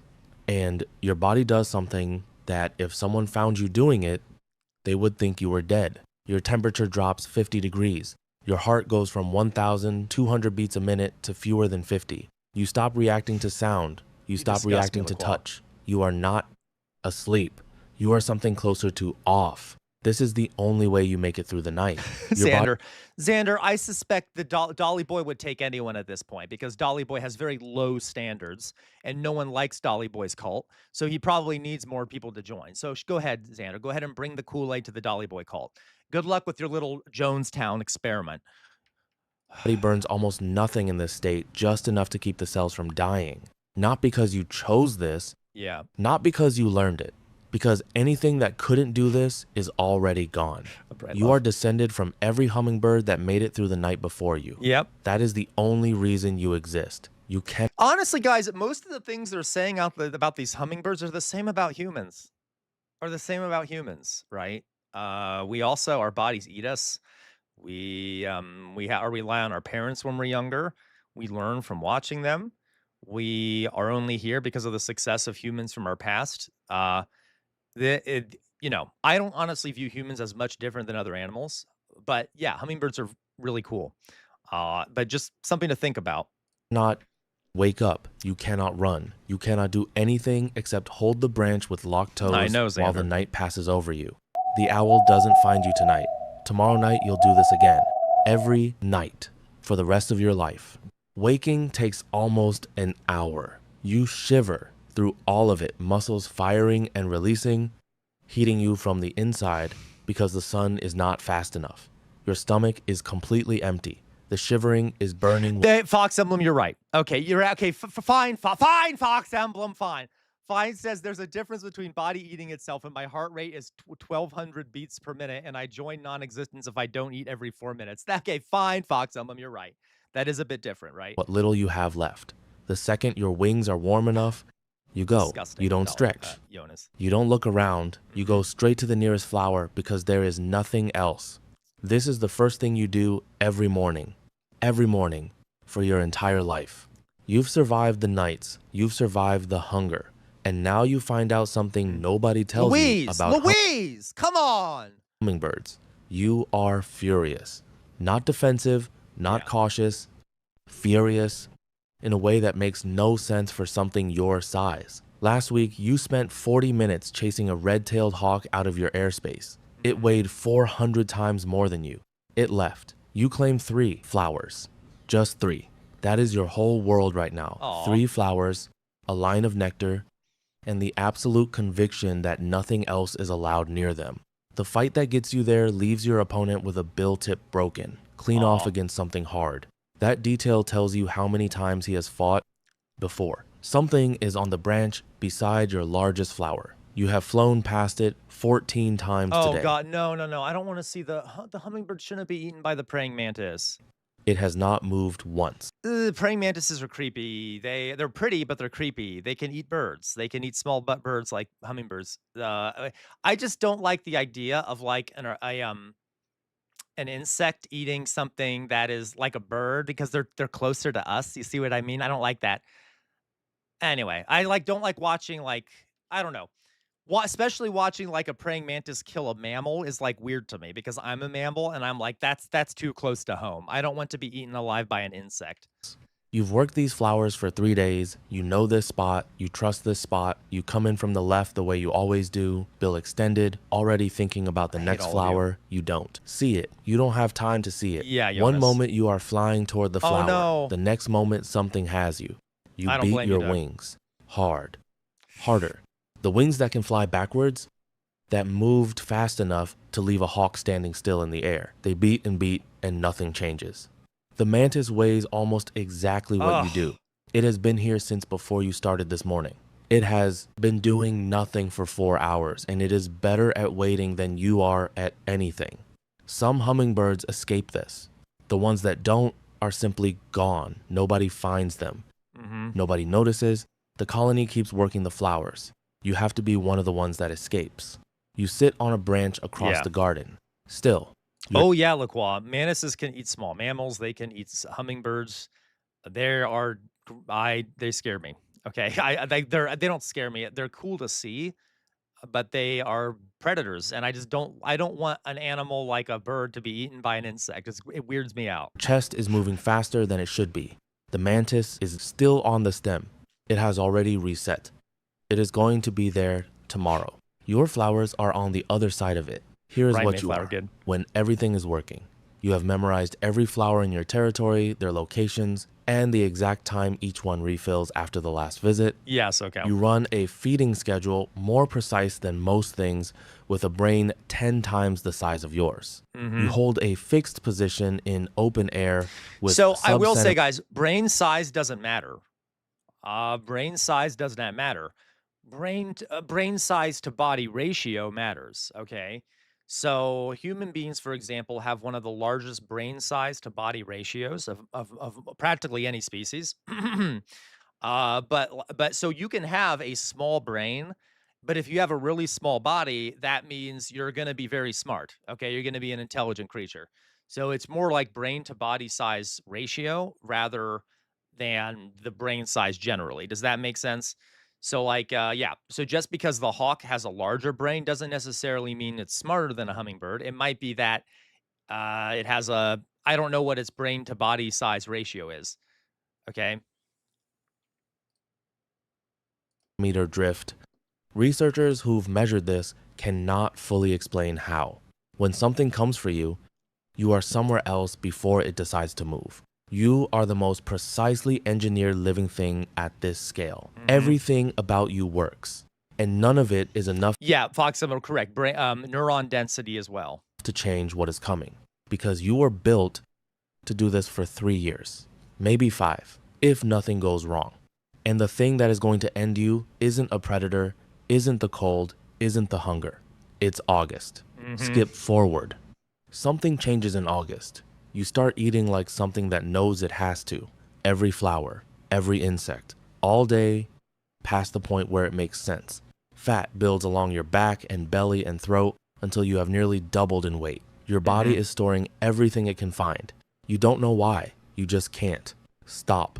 You reach the coast, and there is nothing ahead of you but ocean. You have never seen the ocean before. You don't know what it is. You don't know Okay. what 500 miles means. Oof. Something in you simply lifts off. 500 miles, no Yeah. flowers, no insects, no land. If you go down, you drown. There is nothing between you and the water cannot hold you. You fly through the night, burning through everything your body built over the last 2 weeks. You are dropping weight with every wing beat. If the wind turns, you won't make it. If a storm builds behind you, you won't make it. Yep. You don't know Yeah. any of this. You are just flying because something in you says to fly. Yeah. Every year, some don't make it. They are not weaker. They are not worse. The wind just went the wrong way. Wait, what you guys are talking about? You said I didn't say the R word. What do you mean? I never said the R word. You said please don't use the R slur in this chat. I never said the R slur. What do you mean? I don't know what you guys are talking about. Whatever. Rig workers find them every year. Tiny birds on the railings, hundreds of miles from Oh, land. TJ, I got you. completely Sorry. spent. This is why I shouldn't read the chat. I don't know what you guys are talking about. I'll stop. I'll shut up. Unable to lift off. The workers leave sugar, water, and step back. Sometimes the bird drinks. Sometimes it lifts off again and continues. Sometimes it doesn't. The workers who've seen this say they remember every one. You make it across, you find land, and before you do anything else, before you rest, before you look around, you find a flower, you are one of 340. I swear to God. Every single Yeah. species of hummingbird lives only in the Americas. Yeah. None anywhere else. Yes. As if this one corner of the planet decided to run this particular experiment and kept going. The smallest is the bee hummingbird, Aw. 2¼ inches long, Aw. weighs less than a dime. Its heart runs at the same rate as yours. It goes through the same nights, the same hunger, the same crossing, just smaller. The rufous hummingbird travels 3,000 miles each guys, year. I mean, The it looks longest like whoever said the R slur basically just apologized. So it's okay. We're all fine, right? migration relative to body size of any bird on Earth. It does this alone. It has no one to follow. It just goes. You run this for 3 years, maybe 5. Some make it to 9. The oldest ruby-throated hummingbird ever found was 9 years and 2 months old. Yeah, TJ, it goes through the same hunger. Now that's a horror movie line of all time. That's hilarious, TJ. Yeah, like the hunger of the hummingbird. She was recaptured by researchers in West Virginia banded years earlier, still going. She crossed the Gulf 18 times. 18 times she stood at the edge of that coast and felt something in her body say go. 18 times she went. 18 nights of open water with nothing below. 18 mornings waking up shivering and going straight to the nearest flower. Jesus. She didn't know she was extraordinary. She didn't know she'd made it 18 times. Yeah. She just knew it was August. And something in her said, go. So she went. There is one more animal that makes a crossing like this. Amazing. It has no wings. Yeah, so It has let's see the video that someone sent of a hummingbird snoring. I didn't know they snored. We'll watch this. This is a hummingbird snoring. If I can go back up and find it. Okay, this is Paul Squaw. A scientist in Peru. Oh my God, I want a hummingbird. It's so cute. Oh my God, it's so cute. Captured this, escaping from the tiny body of a sleeping hummingbird. A high-pitched but That is unmistakable adorable. snore. Hummingbirds are loved for their beauty and speed, but this one was behaving a little bit like a human. The perfect cute response trigger. Okay, sorry, elevator lady. It stopped. Okay, that is so cute. That is so cute. Okay, have you ever guys heard the phrase cute aggression? Or heard the word cute aggression? So it is a literal. Okay, it is literal. Has anyone ever felt this before? Where it's so this is literally scientifically documented. It's like an involuntary urge to squeeze, bite, or pinch cute things. Okay. But you just not like you. It's not like you're wanting to hurt them. It's like this desire to be like, oh, I just want to grab the little thing and like squeeze it and like, oh, hug it. You guys know that feeling? Okay, I don't know how to describe it. That made me sound like a lunatic. Okay. But like it's experienced by about 50 to 60% of people. So about half of people, if not a little more, feel cute aggression. Like they see a baby and they want to reach out and like grab its little cheeks and just like squeeze its little cheeks. Okay. Or this sounds horrible, I know, but it's not. Okay. Yeah. Okay. That's I feel cute aggression sometimes. So like when I watch that little hummingbird, I'm just like, oh, I just want to pick up that little hummingbird and squeeze it and like, oh, hold it in my arm, not kill it, obviously, but that's what cute aggression is. It's literally a biological thing. Exactly, Jonas. The oh, googie, choogy, cutie reflex. Yeah. Okay. It's literally called cute aggression. Yeah. Okay. So and it's been scientifically documented.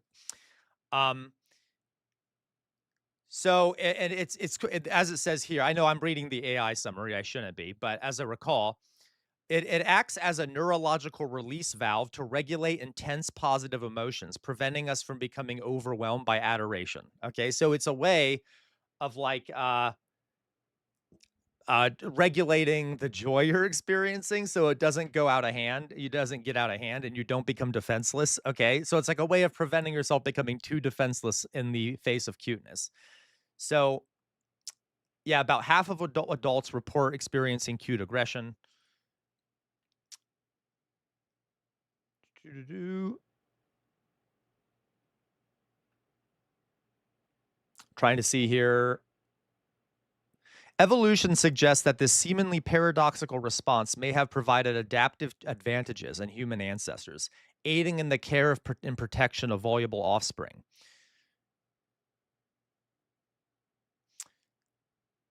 Doo-doo-doo. Okay.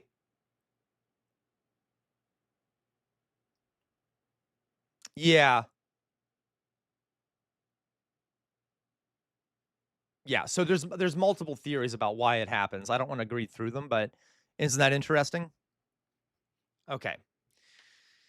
I know, right? So exactly. Okay. One of kind of LaCroix. Not that you kill it, but it's also partly about defending. Defending a child, like or defending something cute, because we tend to view things that are cute. We things that are cute typically are things that have bigger eyes. They kind of have round faces. A lot of like dogs we've sort of bred them to look like how they have baby faces to some extent. And you know, if it looks like a baby, we'll feel like we need to protect it and think it's cute.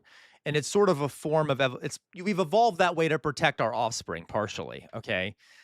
Because think about it, if you're like holding something close and squeezing it, you're protecting it. Yeah, exactly, LaCroix. But also there's different theories about it, right? The other theory is that it's a way of regulating your own emotions so that you don't become defenseless in the face of something that is cute, okay? Anyway, so yes, there are people who will bite the person they love. Will just randomly bite. And from what I've read, it's more common in women. I know this sounds weird. It's more common in biological women. Okay, women who were gendered as, who were sexed as women. Okay, at birth. There will be some women will actually bite their partners just as a form of cute aggression, which is interesting. I could be wrong. I haven't seen any new studies about that, but okay. All right. So moving on. That's just a little side note there. That's cute aggression. All right. So some other stuff here.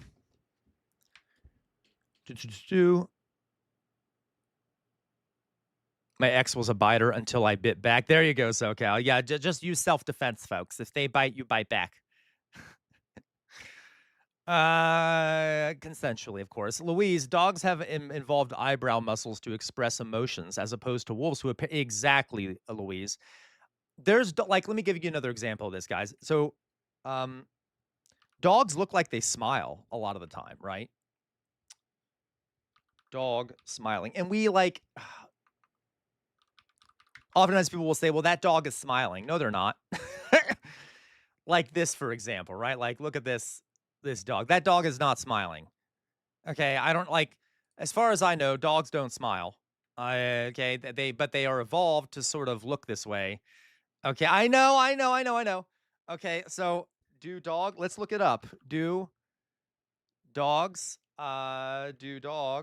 smile? But we literally have evolved. They literally have evolved, and we have selected them. Okay, we have selected them to look that way because we want them to. Yeah, elevator. Like they do show happiness with their tails, but the face we've kind of bred them in a way to make them look in a way we find cuter. So they are biologically playing on our emotions, and we've created them to play on our emotions. Okay, and I'm not saying you shouldn't feel like this shouldn't bring you joy, but it has evolved that this has been selected to bring you joy. Okay, look how cute that is, right? Okay. But that's not a smile, okay? That dog is just salivating. And okay. Anyway. Yeah, exactly, Dolly Boy. Shout out to the earlier humans who fed the smiling ones more. Yeah. Yeah. Okay. Totally. All right. I know they're very happy. Okay. And if I'm not trying to ruin it for you guys. They're supposed to bring you joy. Let them bring you joy. And by the way, they do experience happiness. Dogs, it's not that their dogs don't experience happiness. They just don't smile. But you can see happiness in their tails, if they're jumping up on you. There are other ways that they show happiness. Okay. But I'm just saying they don't actually smile, but okay. Anyway, so, all right. And they do form an attachment to us. So they do, like, to an extent, love you or feel connected to you. Yeah, Lacroix so yes, Lacroix, there are different theories about this. Lacroix says, I heard that the theory is that early wolves' dogs selected us more than we selected them. Yeah, almost certainly, Lacroix. It's almost certain, guys, that some wolf, I don't know how do I phrase this, a wolf that wasn't as aggressive, that was more open to humans, probably started approaching in human encampment, and over time became sort of domesticated, and then maybe bred with another wolf, and then you see what I mean? It probably was that some wolf came to us first. Okay, totally, Paul Squall. Cats used humans also. Cats absolutely used humans. All right. Show love by ignoring us. Correct, Gwen. They do. Yeah. Okay. Yeah. A friendlier wolf was like, hey, can I get more food this way? Correct. Cats are more like they look in a way that makes us like them more. They're not as friendly. This is complicated, but I don't want to say I have a cat. I'm just saying. Yeah. Okay.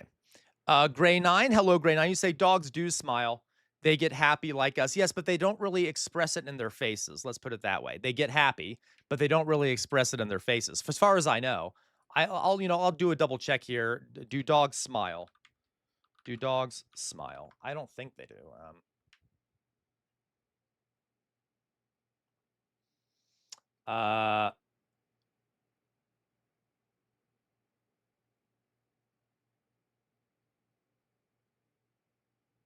I guess so, okay, I could be wrong. It does say dogs might mimic your facial expressions.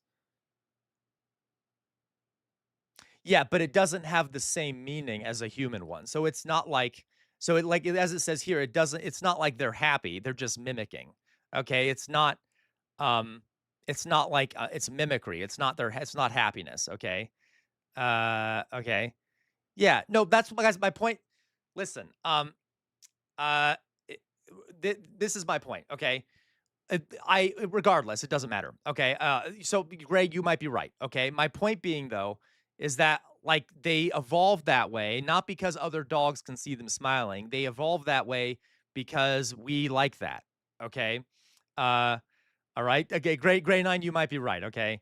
But they engage in mimicry, but it's not not necessarily that they're happy. All right.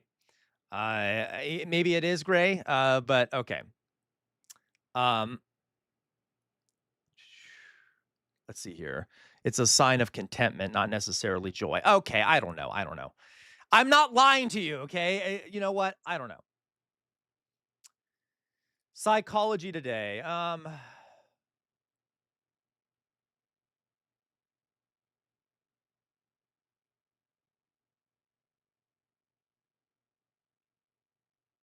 Let me see here. Canine.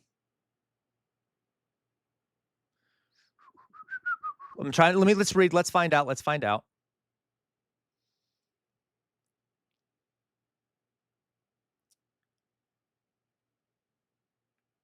All vertebrate animals and blind projecting mouths.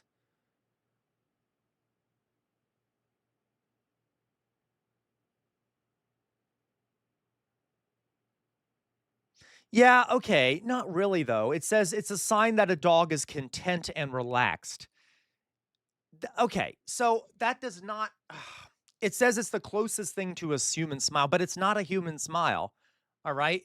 They evolved to make it look like it's like they're being relaxed. How do we know they're content? That when they're no, you're still wrong, SoCal, and you're wrong too, Gray. How do we know that they're content? Okay, It's so if they are relaxed, they're just sitting there and they open their mouths and it looks like a smile. That doesn't mean they're happy. Okay. It doesn't mean they're content. It means they're relaxed. Okay. Anyway, it doesn't matter. Screw all of you. Okay. I hate all of you. Okay. Let's see here. Let the dog smile. Louise says, what's this? Okay. Yep, they do. They do. They do. Yes. Oh, I know they have them.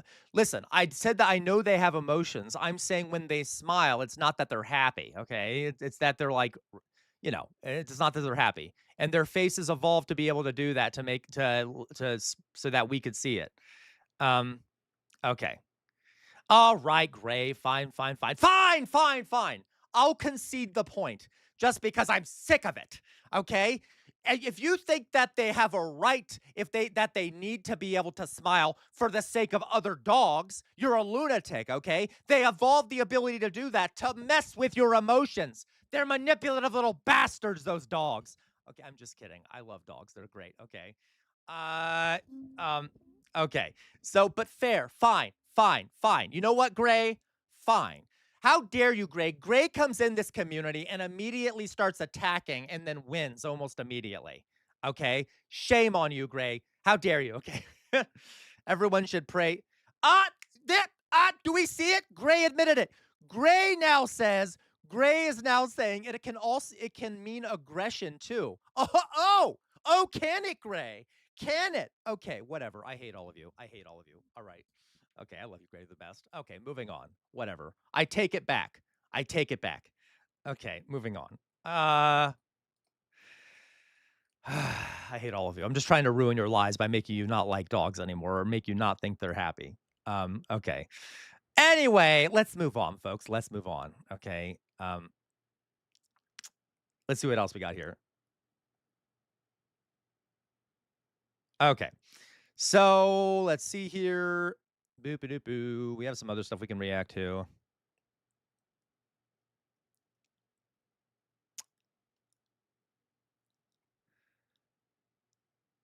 Hustle culture is, ooh, you know what? I'm 17 years old and I make. Okay, you know what? Guys, why not? So let's do all dogs do go to Dolly heaven. Oh my God, you all disgust me. Okay. I hate all of you. Okay. So this was sent to us by Xander, and Xander has been in the community for a while. Xander isn't here all the time, but we love when Xander's here. Xander actually made this video. It is a YouTube video. So I thought we could watch it together. Now, I will say, what I would like everyone to do here is, I don't know Xander's content. So what I'm going to do is I am going to send you all a link to this video. So if you can check out Xander's channel if you'd like. Okay. Do a little check out of Xander's content. We'll watch some of this video. I would like to not watch all of it so that you all will go over to Xander's page if you want to watch the whole thing, and you will watch it yourselves to give Xander some views, okay, to help Xander get some views and some engagement.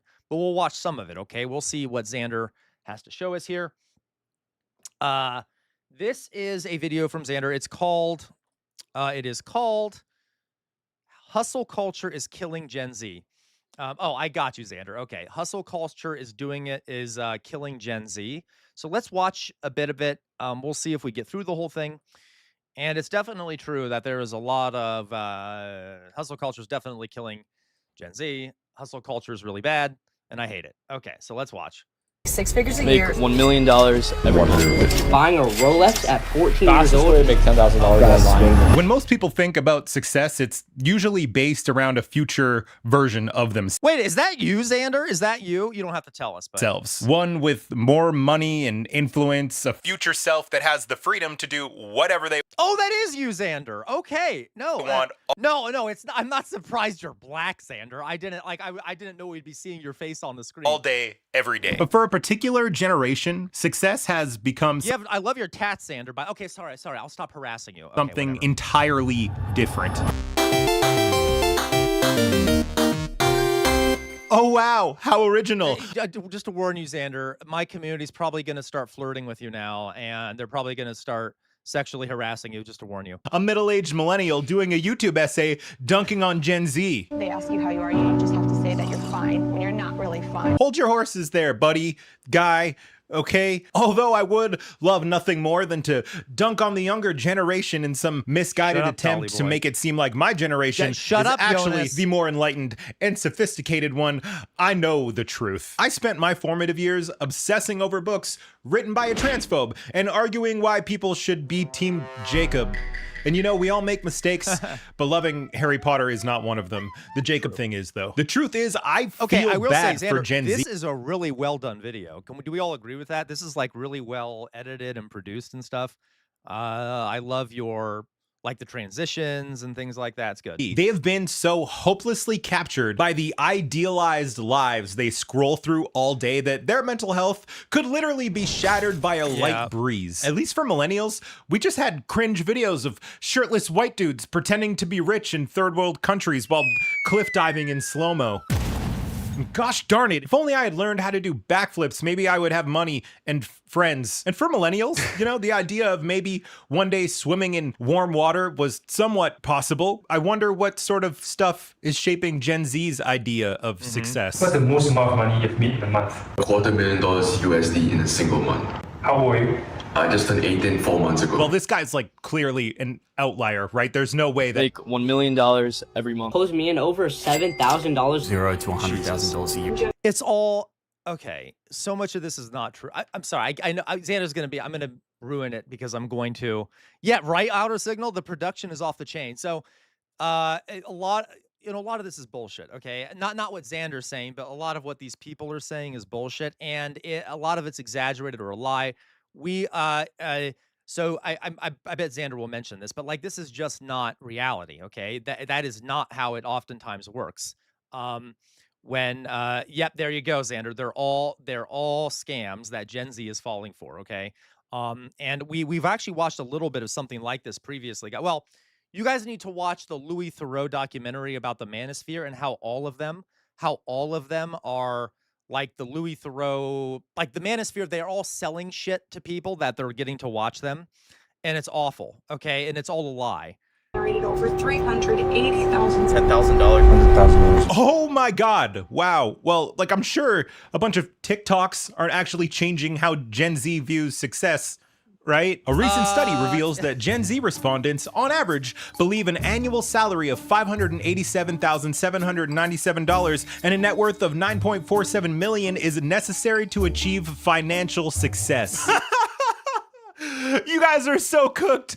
What the actual fuck? It wouldn't be so bad if this was their idea of like mega success, while they also understood how completely impossible that is. But this same study found that 71% of Gen Z respondents expressed optimism about attaining financial success during their lifetimes. Okay, let me just...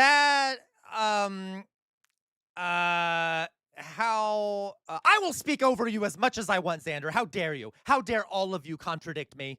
This is my cult. My cult. Okay, I'm just kidding. So I admittedly, being a millennial, I'll tell you what, I can't imagine how anyone thinks that they're going to have financial success in their lifetime.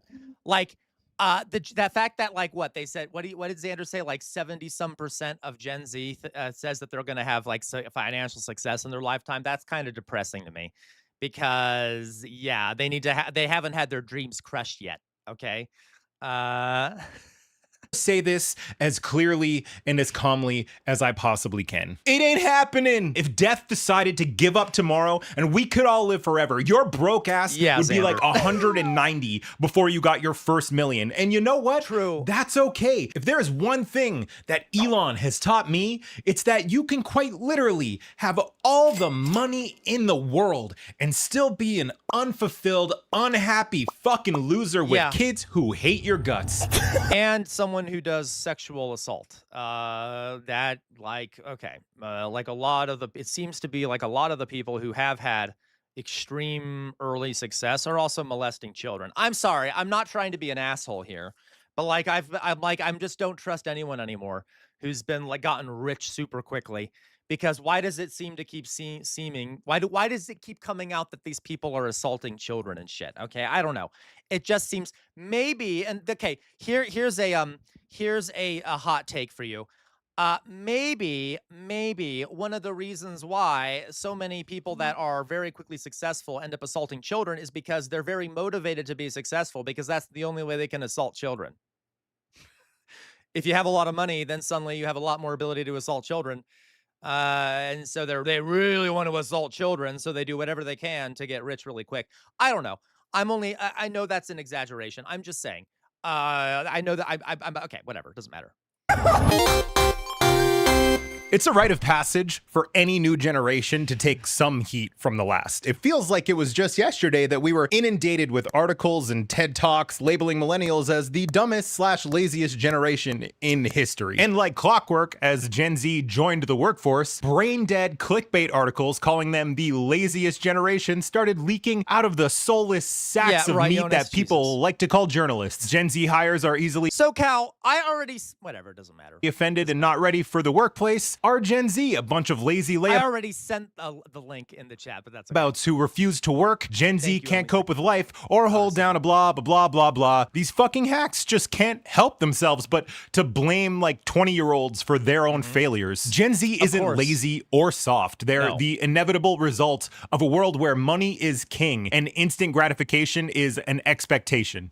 That kind of rhymed. Whether people realize it or not, the contempt that we feel for younger generations is more like a coping mechanism than anything else. It's like we all know deep down that all the little flaws we like to poke at are, in reality, our own flaws, just distilled down into the next generation, staring back at us, laughing in our faces. Because, you know, it's much easier to call a 23-year-old lazy than it is to admit that we fucked up so bad that people are going into debt for burritos and almost half of kids can't read at a basic Oh my God. Oh, please don't. Xander, how dare you do this to me? Yeah, I'm going to lose my mind about the reading crisis. We've watched so many videos about that, how like no one can read in this country. And I saw it when I was a teacher. Year after year, less kids could read at grade level. I can't speak at grade level either. Fewer kids could read at grade level year after year after year. It is so bad. Reading level, which is a statistic so terrifying that it could literally be a whole video in itself. Obviously, this isn't any single person's fault. Like, no one was out there beating kids for trying to learn how to read, I hope. But collectively, we've engineered a world where the only priority is to acquire as much as humanly possible. We pay teachers below a living wage. It really is, Xander. It's very apocalyptic, the fact that we can't, read. While streamers sit in their rooms spewing the most uneducated takes in history, and they become multimillionaires for it. What are we talking about? So admittedly, Xander, you're not the only one in here that is a YouTuber. We also have Outer Signal, who's a YouTuber. Trump Fails, a YouTuber. We have a lot of YouTubers out there. But is it like for us YouTubers out there and Twitch streamers or whatever, okay? Like, why...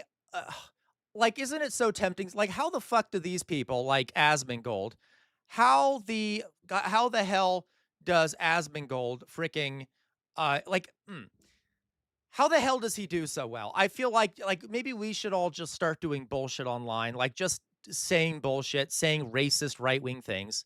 I feel like we'd be able to be very successful very quickly. TJ, TJ, yes, TJ's a YouTuber also. Oh, send me some of your stuff, TJ. Like, oh my God, I'm gonna lose my mind. Yeah, anyway. I know it's astroturfing, but like it drives me crazy. It's like maybe we just need to start bullshitting and get rich like these folks. Anyway, okay. Why left the left moment coming? No, I would never do that. You know I'm joking, guys. No, you guys know I'm joking. I would never do that. It's a joke, right? It's like I don't understand how these lunatics get so successful because they're lunatics, but I know why, right? Okay. Okay. In virtual violence, it is like 90% luck. You're right. But it helps if you're a racist piece of shit who says nonsense. Okay. All right. Let's see here. It's called AstroTurf. I'm sorry, I'm reading what everyone said. Oh, that's the thing. Like, come on, Brightlove. Guys, if I could grift so easily if I tried. Imagine if I became an internet preacher. like like a Baptist internet preacher or something, I could grift so hard, guys. I could do it so well. I would be like rich within like a month. Okay, I'm exaggerating, but you see what I mean? Like, or I could easily start right-wing grifting. Oh my God, I never would, obviously, but like Jesus. Okay, It would be insane to expect anyone to prioritize their education when the most financially do it. Baptize me, daddy. successful people are making millions with like 6 remaining brain cells. No wonder Gen Z thinks that $500,000 a year is a reasonable amount of money. If I grew up constantly seeing and hearing how easy it is to become a millionaire without even stepping outside, my idea of what normal wealth is would be completely out of whack. You're over the age of 20. Oh my God, virtual violence. That is some good content. That is some good content. Virtual violence says why I left the left and became straight. Yes, I could totally be one of those ex-gays, right? I could be like a Milo Yiannopoulos and be like, guys, I'm no longer gay. I've turned away from the path of the sinners, okay? Yeah, I have a best friend that I'm always hanging out with and we sleep together, like in the same bed. We don't have sex, of course, obviously, but we're not gay, right? I'm an ex-gay, right? Okay. 25 and you're still working a 9 to 5, you are a failure. Like, by then you should have already made your bag. And ladies, every single one of you should drop the link like me. Like, just literally just make your bag. Who gives a also fuck education? Okay, Doug, you're right. You are right, Doug. Of course, I want to actually be able to do that. I'd be very depressed, but Because Harvard was never going to help me make 8 figures. That's why I dropped out of it. All right, this is where I tie all of this together. There's been countless studies diving into the mental health of millennials and Gen Z. And to no one's surprise, it ain't so good out here right now. Youth suicide rates have risen 62% from 2007 to 2021, an absolutely insane number. According to the CDC, 2022 saw the highest rates in the US since 1942. As with anything, there are many factors to the uptick. Right, outer signal, I totally could. CR could make so much money as the ex-woke, ex-teacher, right-wing content creator. Totally outer signal. COVID lockdowns, social media, bullying, these are all the most commonly discussed possible causes. Yes. And while all of those are definitely contributing to the mental health crisis among young people, the one thing that weirdly gets left out of all the studies I found is self-perceived success. For past generations, the avenues for success pretty much relied on how hard you were willing to work. If you wanted to own a home, start a family, or go to university to find a well-paying job, the only thing stopping you was you. But obviously, socioeconomic factors came into play, like a kid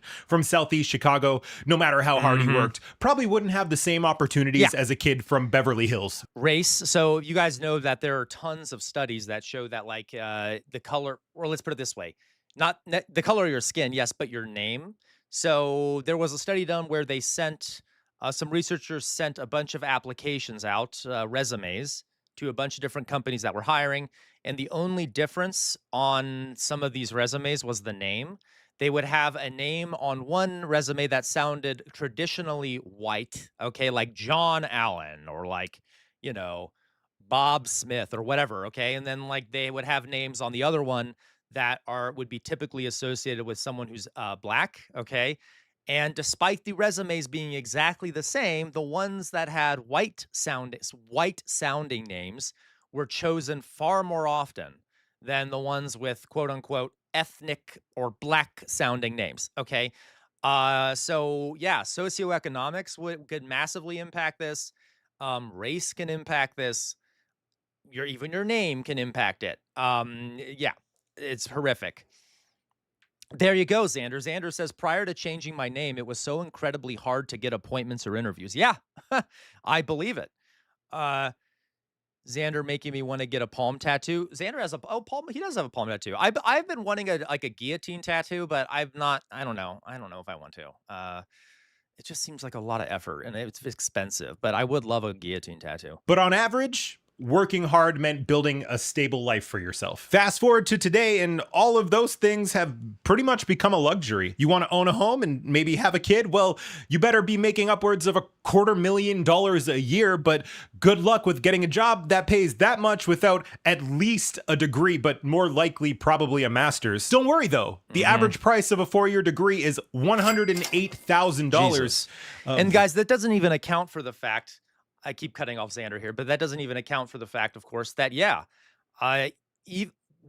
are a lot of people who are black who don't have as much education as people who are white because of historical, socio and economic oppression, and things like that. Okay, redlining, inequalities, economic inequalities due to racism and things like that. So obviously, tons of barriers here. That's why as we've talked about, the lie of meritocracy in this country. We do not have a meritocratic system. Come on, we all know that, right?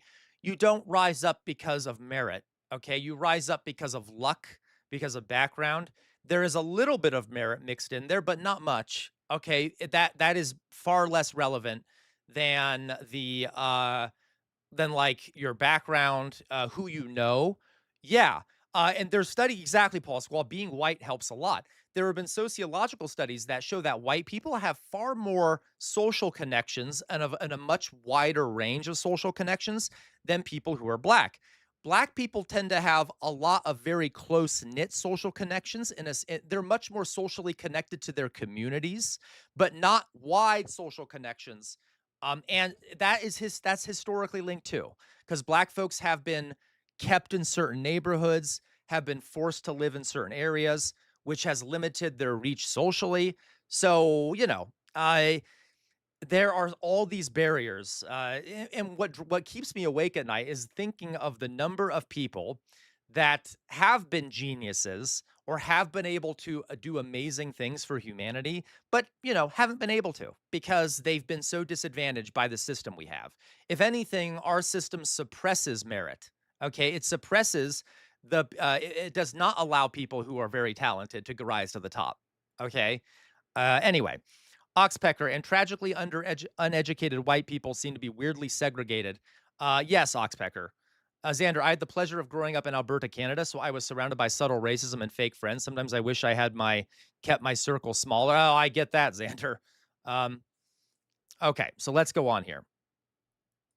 But I'm sorry. How dare you, Dolly Boy? Say you work hard, you get the degree. Well, now all you have to do is find a job to pay off that $100,000 in debt while also somehow affording rent and food, but not forgetting to put money away for a down payment on a $400,000 studio apartment. And oh, I'm sorry. Did you want to travel or buy anything that isn't an absolute necessity? Well, that will be all of your savings, please. I mean, God forbid you have an emergency that costs you more than $1,000, because odds are that is the entirety of your savings. Damn, now that I'm starting to think about it a little more, maybe setting the bar at $500,000 a year might be closer to reality than I thought. I guess that's kind of the issue. For the vast majority of people under the age of 40, there is no hope. There is no light at the end of the tunnel. Come on, who here feels that way? I know I do. I'm 36. Doesn't feel like much light at the end of the tunnel at the moment, does it? All they see is just never-ending darkness. We're literally creating an entire generation of Banes. Betty. You merely adopted the dark. I was born in it. And somehow it gets even worse. The lie isn't just that financial success is possible, but that having it will bring you any level of happiness at all. Before I started researching this video, I just assumed that these problems were strictly affecting young people from less affluent families. But a 2016 report showed that youth suicide rates in Palo Alto, where the average household income is $200,000, were 4 times higher than the national average, which to me says this issue isn't just a financial one, but it's coming from the complete absence of purpose or control. The world is setting new heat records year after year. There's so much more loneliness in the world, guys. Like every study shows that people are very lonely. Younger people are really lonely. Older people are really lonely. Everyone's very lonely. It's disastrous. We've also, historically in the United States, for example, there has been a lot more volunteer organizations, people have generally been very involved in like community organizations and stuff, and that was the case up until about the 1960s. And then after that, there started to be some more of a disintegration of this. There's people aren't a part of, don't really join other organizations. Some of the only organizations, some of the only organizations left are churches and things like that. Gwen, because everyone is on their phones. Yeah, Gwen, phones have made this a lot worse, though it was still going pretty bad. It was still pretty bad. Like it started off in the 70s, which was during an era of neoliberalism. Okay, we see where this is going. But phones have made that a lot worse, for sure. Is Fetty Spaghetti. So that community saw a freaking 200% increase in teen unaliving, and things are still just getting worse. I wish we lived in a country that valued kids as more than objects or bullet sponges. Oh, Fetty, come on. As I've said, Fetty, that's one of our foundational American values is killing children and assaulting them. So, I guess live in another country, Fetty, you know what I mean? There you go, Gray 9. We're more isolated and divided than ever, everything being too expensive with lower wages. Absolutely, Gray 9. Okay. So I'm Gen Z, and one of my biggest pet peeves is acting like what? You mean? So, yeah, again, guys, I know I keep repeating this, but this is what Casual Revolt's theory of the American pedocracy, that, we love killing children in this country. We love assaulting them, and we don't do anything about it. Okay. We kill children overseas. We fund countries that kill children. Our elites are assaulting children and don't get held accountable for it. We let kids get killed in schools all the time. It's, who cares? This is probably one of the worst places to be a kid in a lot of places. Okay. Anyway. Okay. Doug. Yeah. Forgive me, Doug. So I always say we, it's my inner socialist coming out when I say we. No, Doug, I know, right? It's when I say we, it's my inner socialist coming out, because we as a community of people have enabled it. Like our country, the country that we live in does a lot of these things. Our government does these things. The elites do these things. Obviously, us individually aren't doing it, but the country we live in do these things. Okay. So, all right. And our taxes pay for it, by the way. So I guess to an extent, I'm helping with that, because my taxes go to Israel, which murders children all the time. My taxes are going to make that missile that hit that girls' school in Iran. That my taxes go to subsidize the companies that are owned by the pedophiles who run the country. So I am unfortunately contributing to this through my taxes. All right. Are like breaking out literally every day, and there's genocides and famines, and for the first time in history we get to watch it all in real time. I know, Doug, but there's basically we're forced to do nothing it, I know. that can be done about any of it. Even if you're lucky enough to come from affluence and stability, the sense that the entire world is crumbling around you is leading a lot of young people to not see the point at all, and that apathy leads to a heightened sense of I know, TJ. You're right. I exaggerated. It's much worse to be a child in Gaza, but we are aiding and abetting in that, are we not? Individualism. Like, if I can't influence anything around me, the least I can do is get the bag and ride off into the sunset. But there is no sunset. There is no greener grass on the other side. There is no amount of money that will fill the hole of not having a purpose in life. And instead of looking around and seeing examples of middle-class people... No, Gray, guys, for the Americans out there, Gray, you're white. Did I say Gray, you're white? I meant right, okay? Gray, you're right, okay? And I want to point out, guys, for the people who have been in the community for a while, when I say we, I'm not literally blaming every single American, okay? But I do want Americans to take more responsibility for what's happening, as in work collectively to get rid of the elites, okay? And I know that that's not easy, and I know that that doesn't mean that you are to blame if you don't take action. There you go, Xander. But that's why I use the word we. I do want people to feel like we have a say in it, because we do, as in we can go on strike. We can do lots of things. But yes, most Americans are not bad people. Okay. Most Americans are human beings. As I said before, we are human beings. All right. And but you know, and the elites, we don't live in a democracy, by the way, guys. As I've said multiple times, we do know that we don't live in a democracy, right? We live in an oligarchy, and there's been studies that have shown it. So, you know, we have less say over our government than we like to think, but there are still things that we can do to resist the people that are in power. Okay. Yeah, I'm an American who didn't leave either, Doug. But Gwen, I know, is an American who left. There was someone else in this community who's an American who left the country. A lot of Americans don't have the financial resources or the ability to leave. Okay. And a lot of them, and guys, we live in a system that is perfectly set up to prevent resistance. It is. It's set up very well to prevent resistance. We work so much compared to many other countries. We're constantly working, and we rely on those jobs to survive with very few benefits if we're not working. Not many places are unionized. We don't have many workplace protections. Most of us are kept, what is it, like 40% of Americans are one paycheck away from being homeless or whatever. I can't quite remember what the statistic is. So there's like a lot of things that make it really hard. But at some point, at the very least, we need to start organizing on the ground to support each other when we resist. Okay. Was that true, Weird Morris Blob? Okay. We need to do something. Okay. Yeah, Dolly Boy. Well, also, a lot of our unions, Dolly Boy, are corrupt. The AFL-CIO is massively corrupt. And, you know, there's lots of issues. Here you go. Relentless propaganda plus limited welfare. So so I want to point out, guys, there's two contradictory ideas I'm pushing here. One, Americans are oppressed. A lot of Americans are oppressed by their government, not nearly as much as what America's doing to other people in the world. Okay. At the same time, we're oppressed by the government. We're propagandized too, and it's hard for us to resist. At the same time, we also have to resist. So what do we do? Okay, what do? We clearly have to do something. And I suspect we need to start organizing, doing mutual aid so that we can start resisting on a mass scale. Unfortunately, I doubt that'll happen. I suspect people will need to suffer a lot more. Historically, resistance tends to happen when people have nothing left to lose. Okay. So hey, we'll get there. We'll get to the point where people have nothing left to lose.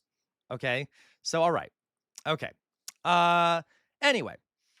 Yeah, exactly. Outer Signal, an empire turning inward. But guys, when I say Americans are oppressed, it's true. I'm not saying we're oppressed like nearly as much as like other people in the world are by American empire. But I'm acknowledging that, yeah, and living in a hyper-capitalist society like ours, where the elites control things and we don't have control over our workplaces, yeah, we suffer from a degree of oppression. All right? All right.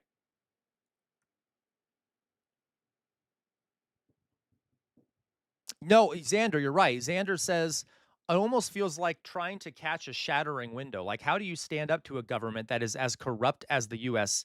It's essentially not even a functioning body anymore. Yeah, Xander. Let's put it this way, Xander. It is functioning, but it's functioning for the elites, the oligarchs, the wealthiest people in the country. And that's how it was built. Okay? That's how it was built. It was built to only benefit the wealthiest and most powerful people in the country. So it's working very fine for them. And that's what we need people to realize. We need people to realize that we're not a democracy, and that voting is not the only way out of this, because voting is done within the system, which means that it is made to not actually change things.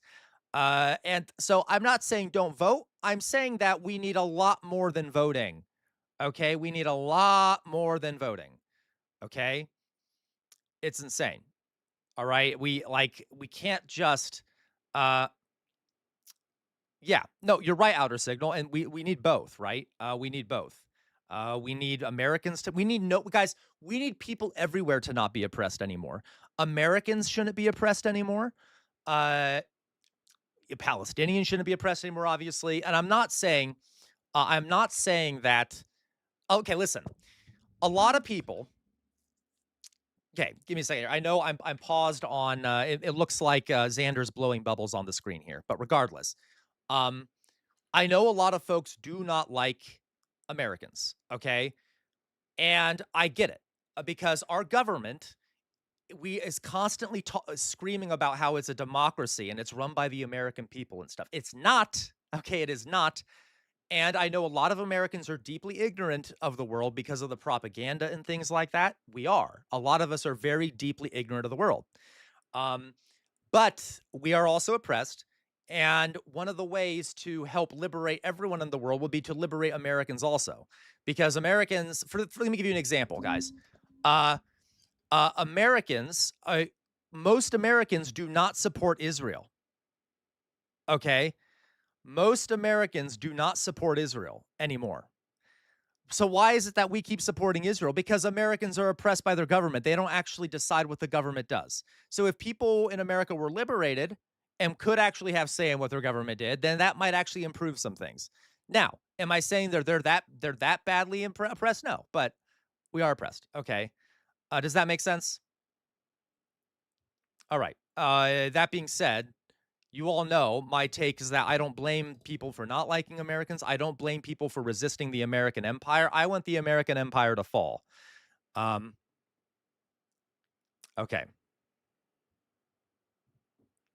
All right. So moving on. I'm rambling on here. We could talk about this for ages. With modest wages, living somewhat happy lives, all they see is despair and uncertainty. A society where a single financial setback means life or death for a lot of people. But all they have to do is open up their phones to see an endless feed of happy-looking people telling them that Bliss is just a drop shipping company and a crypto scam away. It is no wonder why this entire generation is addicted to success, or like at least the idea of success that they've been sold. I appreciate you if you're still here. That was a thick boy. Go be nice to somebody because they deserve it. Okay. Damn it, I watched the whole thing. So guys, go check out Xander's channel. That was a really good video, Xander. Everyone go check it out. I'm gonna post a link to Xander's channel again here. Go subscribe, join, follow, etc. Oh my God, Xander, you have a video that says that calls Asmongold brain dead, a giant idiot. Oh my God, I love it. I love it. Okay, I'm not going to watch it on stream because I want people to go watch it themselves.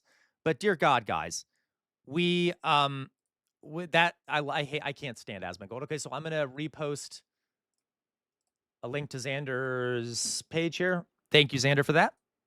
Paste. Yeah, I know. I'm shocked that he doesn't have as many followers. We need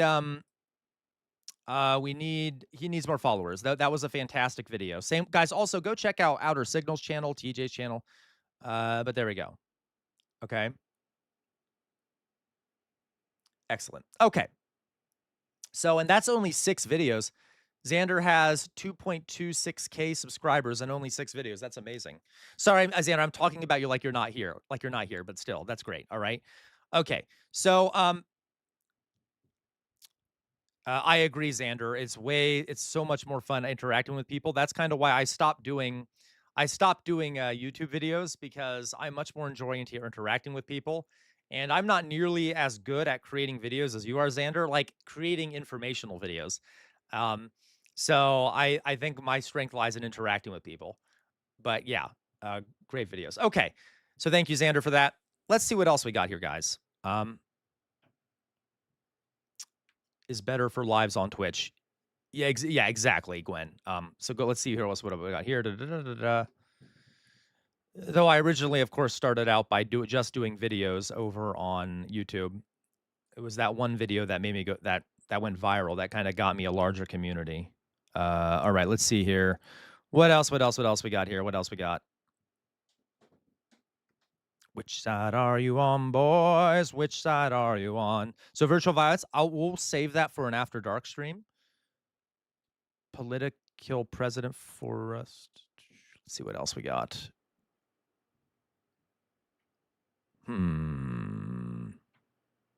Who's Bob Kendall?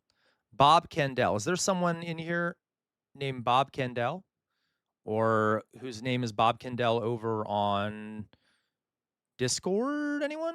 Bob Kendall? What do we think about that? true. I'm usually watching on Twitch because I enjoy the back and forth between the communities. He joined Discord today. Okay. I'm not. Is anyone? I'm just curious if anyone knows who Bob Kendall is. What one did you send, Doug? What one did you send? Which one did you send, Doug? I don't see it. Where is it, Doug?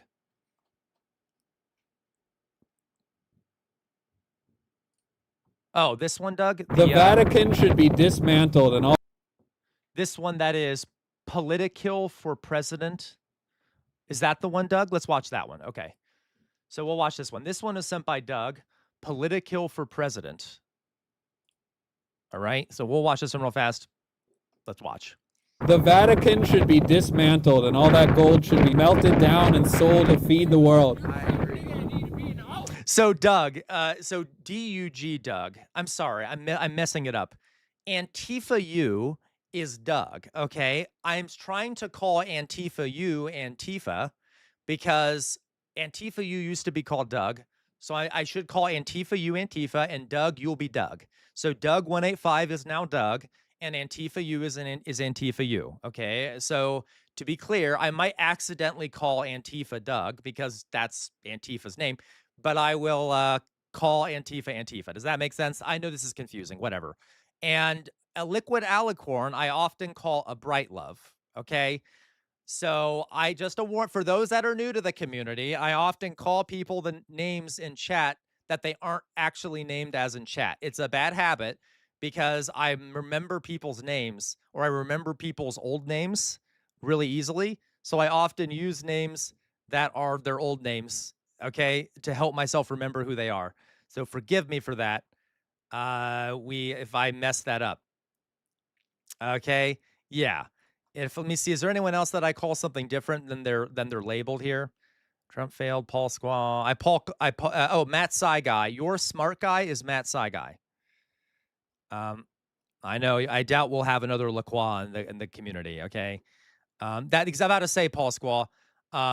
Jonas. Oh yeah. By the way, Yaha9 is Jonas, okay? And I do always call you an asshole because, well, you know, as I've always said, Jonas, if it looks like a duck, if it quacks like a duck, it's a duck, okay? Anyway, so let's see here. Yes, Paul Squall, you are a problem, Paul Squall. You are a problem, all right? Anyway, moving on. I'm going to start giving out bonks. So this is sent to us by Antifa, all right? Oh, God damn it, Dolly Boy. So Cycling Boy is Dolly Boy, as if no one could tell that, because Dolly Boy thinks you're all morons and couldn't figure out that Cycling Boy is Dolly Boy. All right. So why would you want to join a cult headed by someone who thinks you're all unintelligent? Okay. Anyway, moving on. The Vatican should be dismantled and all that gold should be melted down and sold to feed the world. Common sense is radical now. Common sense is radical. They're trying to turn everyone in America into warehouse workers and OnlyFans models. That's it. Everyone in the country is going to be a big, strong, hot, dumb fuck. That's it. They want big, strong, hot, dumb fucks. If you can make IKEA furniture while you're naked on a live stream, you'll be a millionaire. Growing up, the pastor would say, they're trying to turn us all into gangsters and porn stars. And when I was a kid, I was like, nope, don't buy that at all. And then I saw the Catch Me Outside girl made $50 million on OnlyFans. Yeah. I'm like, they turned this little girl into a gangster porn star. Who would have thought? We don't even know. How do we fix it? What do we do? Yep. Gambling was illegal. Weed was illegal. Both of those things have been legalized. The only thing that's left to be legalized, prostitution, completely. It's going to happen. Within the next 10 years, we're all going to have an app on our phone called Boober or WhoreDash. Get a chick right over to your house. You'll see her in the neighborhood. Hey, and if you want, you can get a Boober XL. Boober Black. Jonas, because he's our Lord and Savior, my feeble mind can't comprehend his plans. I believe that, Jonas. I don't think politicians such an asshole to you, Jonas. Thank you for the contribution. Are inherently evil, but I think they have the biggest temptations. So it's the hardest to push away. Like if we fuck up, we get a girl pregnant. If they fuck up, they start a 20-year war that cost trillions of dollars and millions of people dead. Either way, it involves somebody pulling out way too late. Okay. You know, as I've said before, folks, I want the elites to be afraid of us again. You know, let's rewrite Donald Trump's campaign slogan to, instead of making America great again, make the elites afraid again. Okay, can we make them scared of us? Can we bring back the good old emotion of fear so that they don't they stop screwing us over? You kind of, yeah, Doug. Hey, Doug, I didn't say it, but yeah, Doug, right? Can we like do something to make them afraid of us? Like, yeah. Yeah, because when they mess up, you know, that they destroy the planet and kill all of us and kill people overseas. You know, that we need to make the elites afraid again. That's my campaign slogan, okay? Make the elites afraid again, right? Bring a good little bit of fear. Hell, they're already terrorists, so they're well acquainted with doing that to us. Why don't we just do it to them? And they fund one of the biggest terrorist states in the world. We are one of the biggest terrorist states in the world. America's one of the biggest terrorist states in the world, followed closely by Israel. All right. Anyway, so moving on. Okay, so going on here. Okay. Thank you for that, Doug. That was lovely. I'm sorry. Thank you for that, Antifa. That was lovely. Jesus Christ. Okay. So what else we got here? The beggar mentality. Okay, let's watch this. This is sent to us from Jonas. You have said so Jonas sent this. Thomas Sankara. Okay, let's watch this. This is sent to us by Jonas. Let's watch. you have said no to receiving food aid. Can you tell me why? The food aid we've received, unfortunately, instead of helping us to develop, has kept us in a beggar mentality. Every day, we hold out our hands to ask for food. That is bad. Secondly, food aid means that our farmers who could have produced can no longer produce. Yes. Because when they produce, they can no longer sell. It's the surplus from farmers in other countries that is brought here. We are asking for something else. Those who really want to help us can give us plows or tractors, fertilizers, insecticides, hoses, watering cans, dams, boreholes. There, that is food aid. But those who bring us bags of wheat, millet, corn, or milk, they are not helping us. Yeah, Jonas. I love Sankara. That is great. I agree with this, right? Now, during emergencies, like if there's a famine, yeah, those people need food aid. And I'm saying that that depends, like wherever you are in the world, right? If there's like a famine that is naturally caused, food aid. But otherwise, you need to help a nation gain its sovereignty, right? You need to help it gain its ability to produce for itself, etc., rather than perpetuating a cycle of dependence. So yeah, I love Thomas Sankara. Great idea. Great idea there. Okay. Yeah. I love that. Send these nations.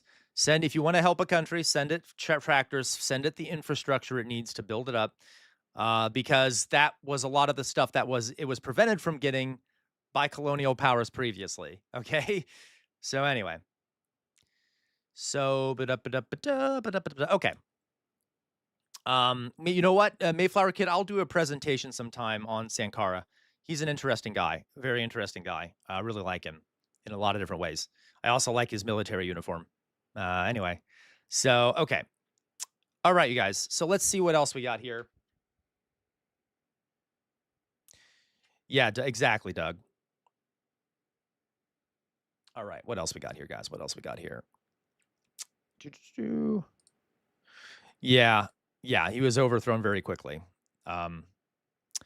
Yes, and Jonas, and I will say this, Jonas, partially in defense of African leaders, and not every time. There are African leaders who are just selfish people, but a lot of the reason why so few African rulers stand up to the West is because the ones that have get overthrown by the West, typically, a lot of times, or get supported by, or people that are working against them get supported by the West, so they get overthrown.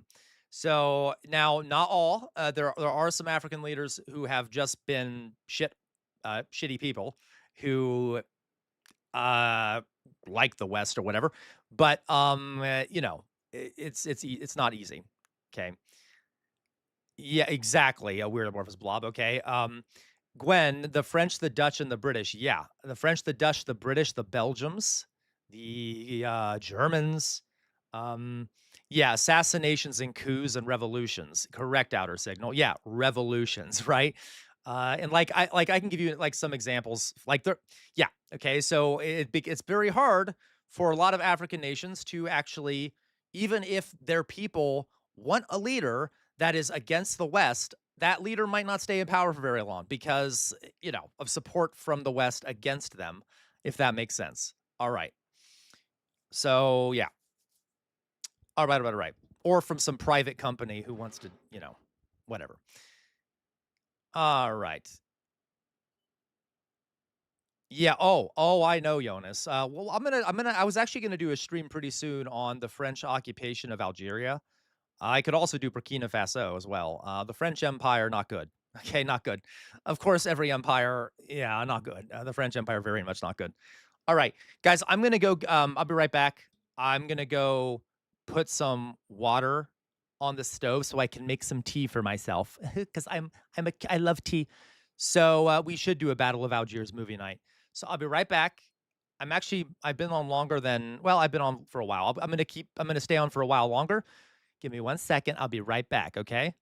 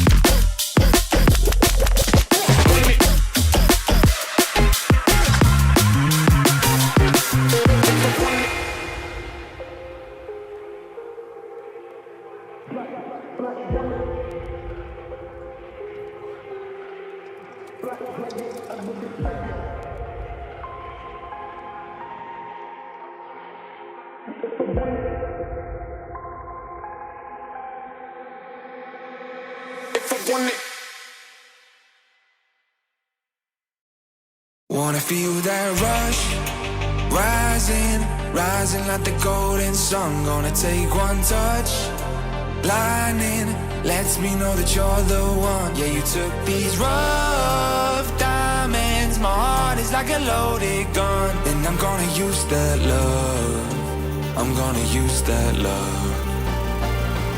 Now we're here tonight, I'm gonna use that love, use that love. Till it's running dry, I'm gonna use that love, use that love. I was empty, so hollow, since you came around.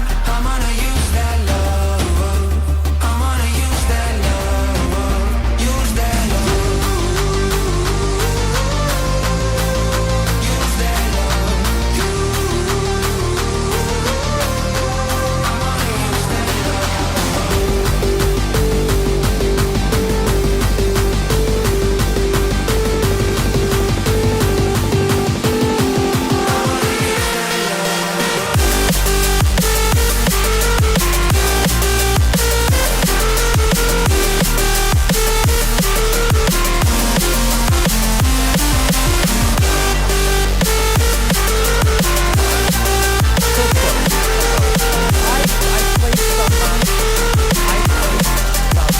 Wanna call your name, shout it from the highest star. Oh, you take my pain, drown it, till I end up where you are. Oh, they can't relate, 'cause they ain't never had no one like you. Sorry, I forgot to turn off the music. Okay, sorry, folks. Sorry. Thank you. All right. So I was just saying, folks, that that I put some water on the stove that's gonna need to boil. So as soon as it starts boiling, I'm gonna run up and put the water into the tea bag shit. So just to let you know, I'll have to leave in a moment to go do that, but I'll stay on until the water starts boiling. Okay, there. Let me hand out some boops. And I'm gonna be very, very careful with my boops today because all of you have defied my authority in a very, very treasonous way. So who deserves some boops? Who deserves a boop? You know what? Xander gets a boop. Boop. Xander gets a boop for showing us that video, and for not being a degenerate asshole like the rest of you. Thank you, Matt Saiga, for the contribution. Gwen doesn't get a boop. Gwen gets a bonk. Bonk! Weird Amorphous Blob, you get a boop. Boop. Louise gets a boop, I guess. Boop. Oxpecker gets a boop. Boop. Elevator Lady gets a boop. Boop. Who else wants a boop? Dolly Boy. I swear to God, Dolly Boy, you get a bonk. Bonk! You have no authority here, Gandalf Stormcrow. Anyway, Jonas gets I don't know if Jonas gets a boop. Yeah, you get fine. Jonas gets a boop from a distance. Boop. Okay, yeah, damn right, Dolly Boy. Global gets a boop. Boop. Amateur hour up in here. How dare you, Doug? Doug, you get a boop. Boop. Matt Saigai gets a bonk for saying the F word. Matt Saigai, how dare you say the F word on here? I would never say the F word. Fuck you, Matt Saigai. Anyway, Trump failed. You get a boop. Boop. Mayflower Kid gets a boop, I guess. Boop. I don't know. You get a bonk. Bonk. Anyone else want to? Anyway, Outer Signal gets a boop. Boop. All right. Outer Signal is always so good. Thank you, Outer Signal. Okay. Let's see here. Mithril gets a boop. Boop. Anyone else? Am I done? TJ, you get a boop. Boop. Okay. You know what? I think we're good to go. I think we're good to go here. I think we're good to go. I think I've forgotten again. Well, maybe there's a reason for that, LaCroix. Did you ever consider that you're forgettable? Okay, like, you know, after between 1 and 10 insults, LaCroix, I might be prone to forget you. Okay, fine, LaCroix, you get a boop. Boop. Whatever. Okay, fine, Mayflower Kid, you get a bromp. Bromp, I removed your boop. Okay, whatever. Everyone good now? Everyone good? Xander, okay, you know what? Xander, you get a bromp. Bromp, I removed Xander's boops because I was trying to be nice to Xander, but Xander's now siding with the enemy, so we're not going to do that. Okay, anyway. Anyway, moving on. So let's see what else we get here. What else we got here? But where's Gray? Are you still here, Gray? Gray, you get a boop. Boop. If you're still here. Are you still here, Gray? All right, let's move on. Let's see what else we got here. What else we got here to look at? All right. So I do have some other things to look at, to show you all, to talk about, etc. Let's see here. You know, and normally, guys, I don't know why I'm talking this way, but normally I have other things to show you. How about we do this? Let's do this. Let's do this. I don't know if I want to do that. What the fuck am I going to do? Okay. For those that are new to this stream, normally I don't stream on Wednesdays. This is an special extra stream, so I'm not prepared at all. I just decided to kind of find some stuff to do. I do have something we could watch. Let's watch this. So it's the here we go. We'll watch this. So we're just kind of having a relaxed stream. We're not talking much about the news. Okay. Gray liked it. You think so, Oxpecker? How do you know? How do you know Gray liked it? Did Gray say they liked it? Okay, is Gray gone? All right. Gray gone. That sounds like the name of a Pokemon. Xander, I swear to God. Okay, you all are turning Xander against me. I don't like this. Okay? Let's watch this.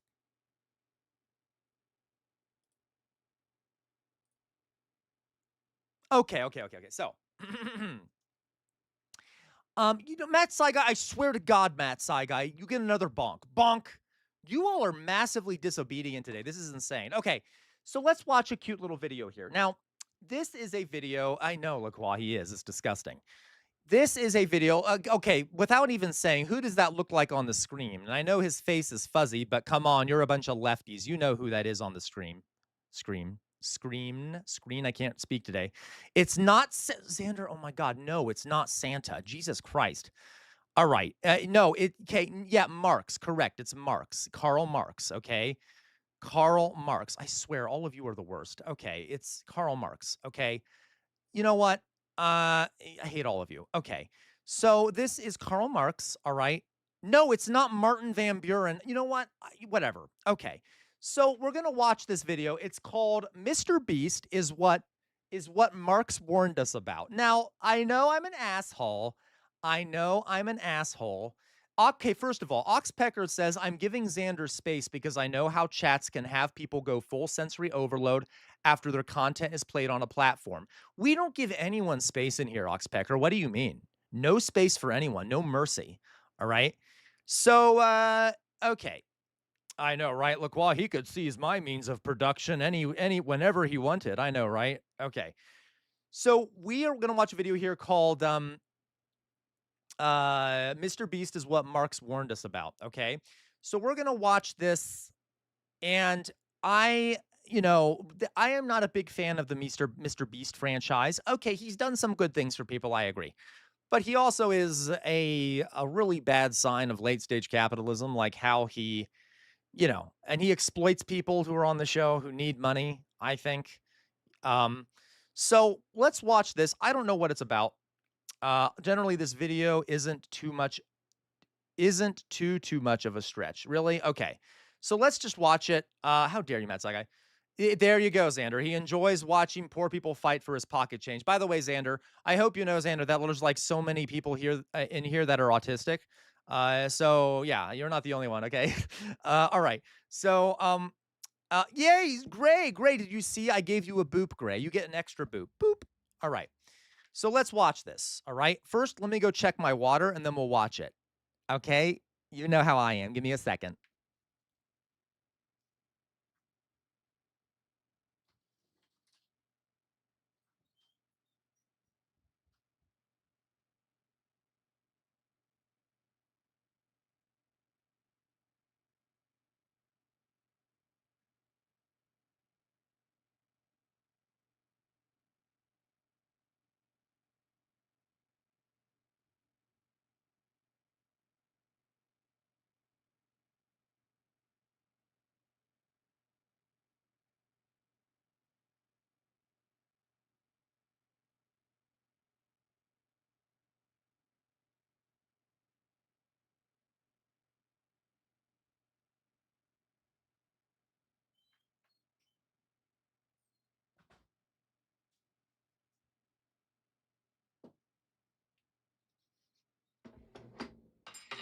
All right, shall we? Let's continue.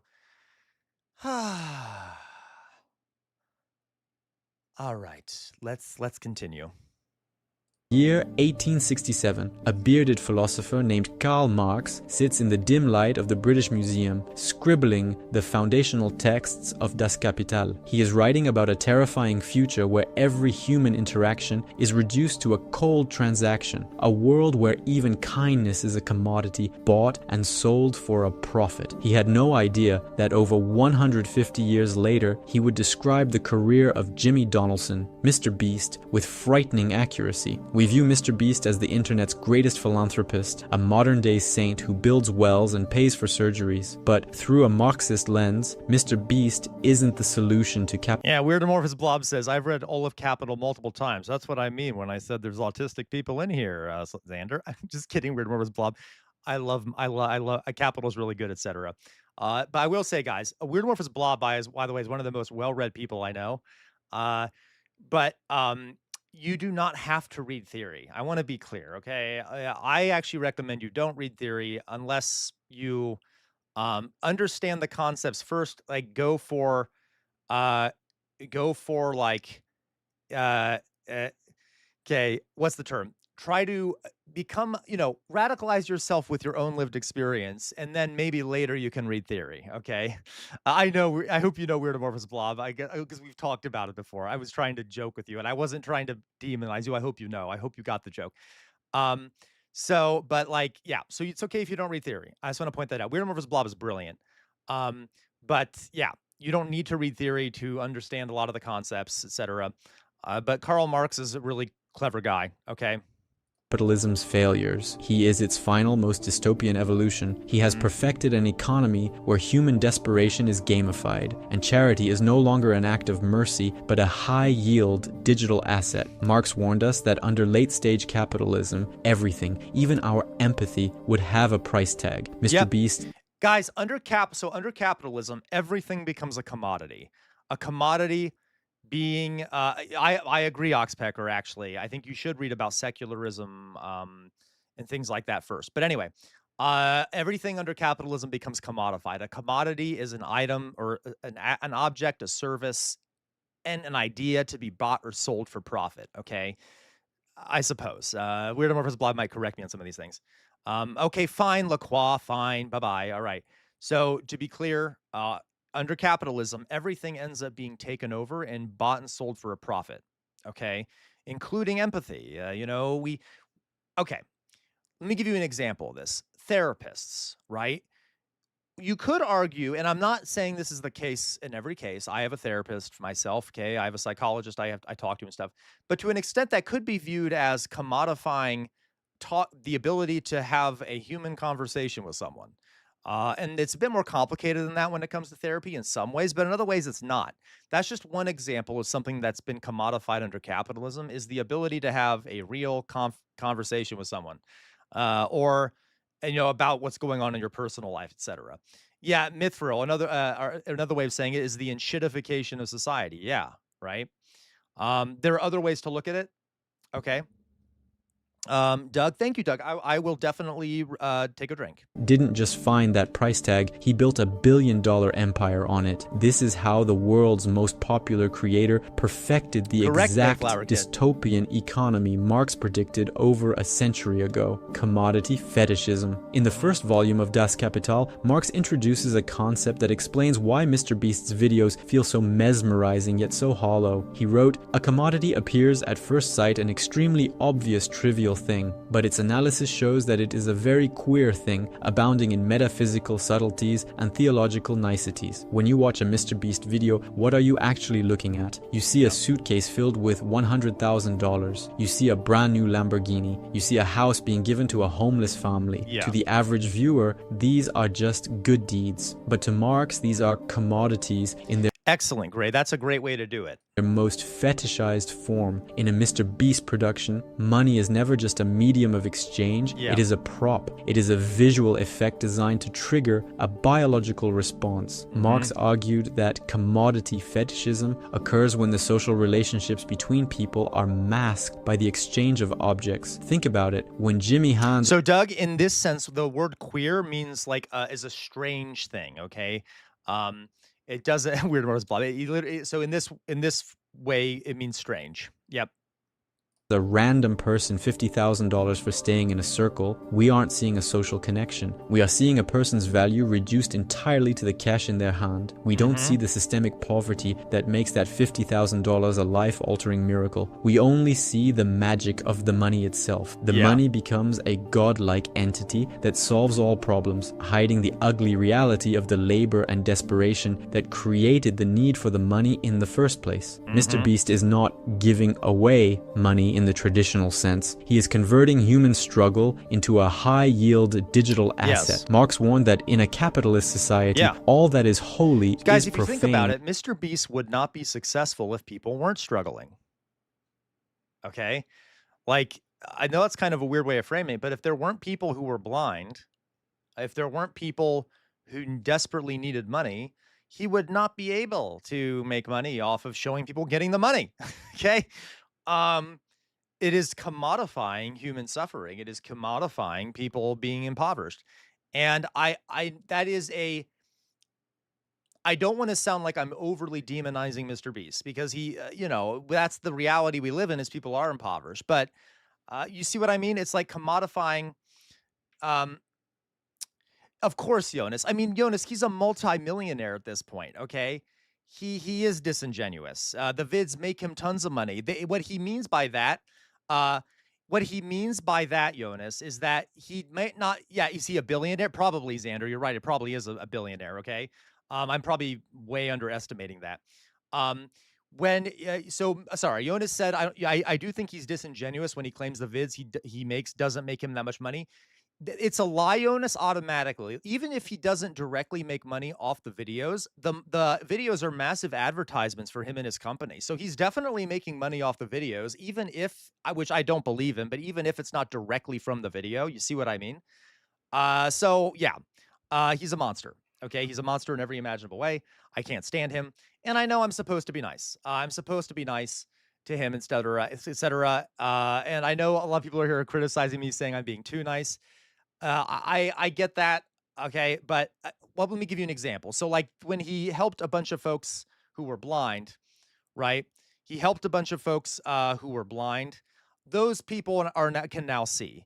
Now, it's unfair. It's ridiculous that was something that he did that, like, no one should be blind with an easily treatable thing.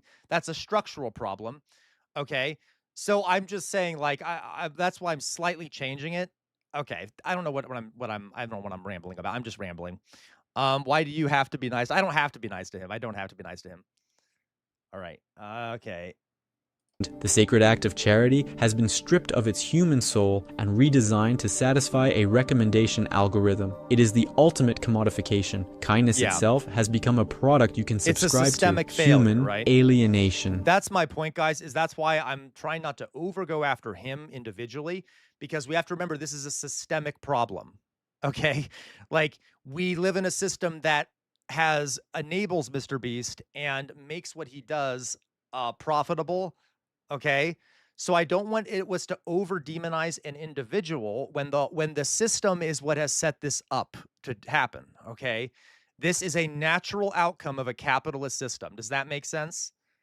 All right, that's why I'm like trying not to go after him, although I hate him. Okay, I do. Marx's theory of alienation is perhaps his most haunting critique of how capitalism breaks the human spirit. In his economic and philosophic manuscripts of 1844, he wrote, "The worker becomes all the poorer the more wealth he produces, the more his production increases in power and range. The worker becomes an ever cheaper commodity, the more commodities he creates." Now, look at a Mr. Beast challenge. A participant is placed in a white room for 100 days. Another is buried alive for 50 hours. Another... See, but like, This is torture. I don't know what else, like, it's like putting literally, like, I don't know what else you would call that. That is torture. And I actually didn't know that happened. I like don't watch.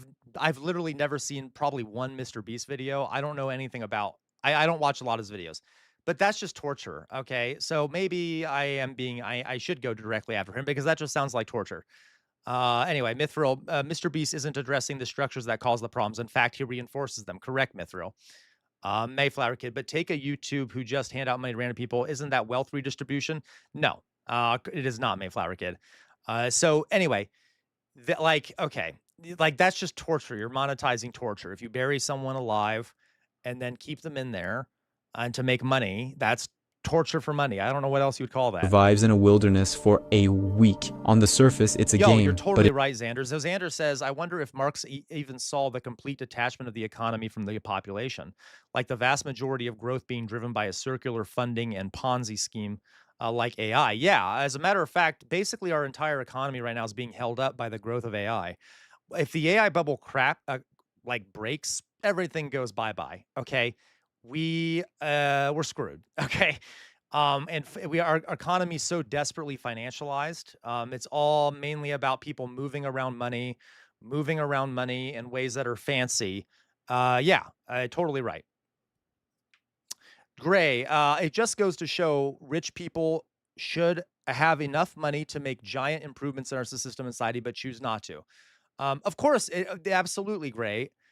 In Marxist terms, it is pure alienation. The participant is the worker, and their production is their own suffering. They are separated from their family, their environment, and their basic human needs, all to produce a spectacle for a global audience. Marx argued that under capitalism, the worker is alienated from their species essence, their true human nature, by placing people in sensory deprivation or extreme physical conditions just to pay off student debt or buy. Guys, I'm sorry. So he just said when you place human beings in sensory deprivation and extreme scenarios in order to pay off debt, I know he's referring to like the torture that Mr. Beast does, but that's like what most of our jobs are.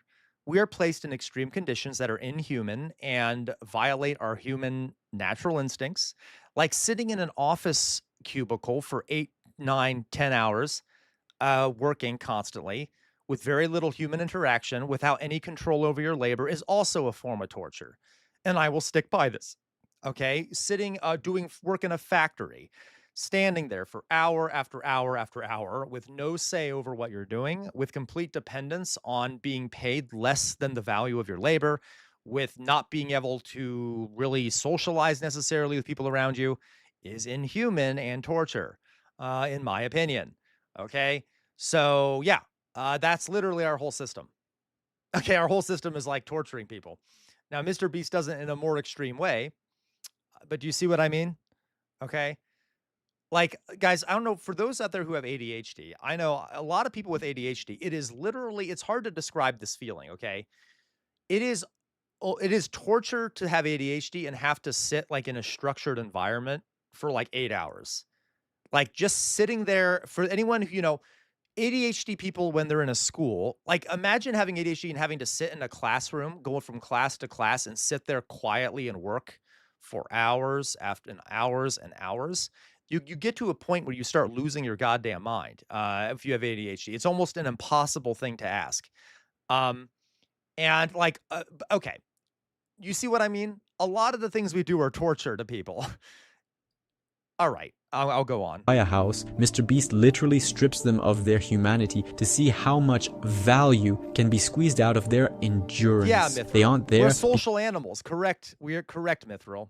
Because they want to play a game. They are there because they are economically coerced. In one video, a man stays in a circle for months to win money for his family. We watch his mental health decline. We watch him weep. This is exactly what Marx meant when I didn't know I honestly didn't know he did stuff like this. Okay, that's horrific. That is like explicit torture. He said the worker's labor becomes an object, an external existence that exists outside him, independently as something alien to him. The contestant's pain is no longer Ray. their... It is, and you don't have a choice to take a day off when you need it, or else you can be fired or lose potential income. It's the cycle this system is based off of. Correct. Yeah.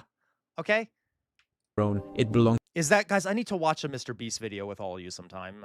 Maybe I don't want to give him any benefit, but I don't know, because I honestly have not watched any of his videos. I don't think I have. To the Beast brand. It is a raw material like coal or iron, mined from the human psyche and sold to us as entertainment. The more the contestant suffers, the more wealth the video generates. They are No, Doug, I believe you. No, I know he's abhorrent. I've always known he was abhorrent. But my whole point is that I'm saying we need to like the system will naturally create people like this.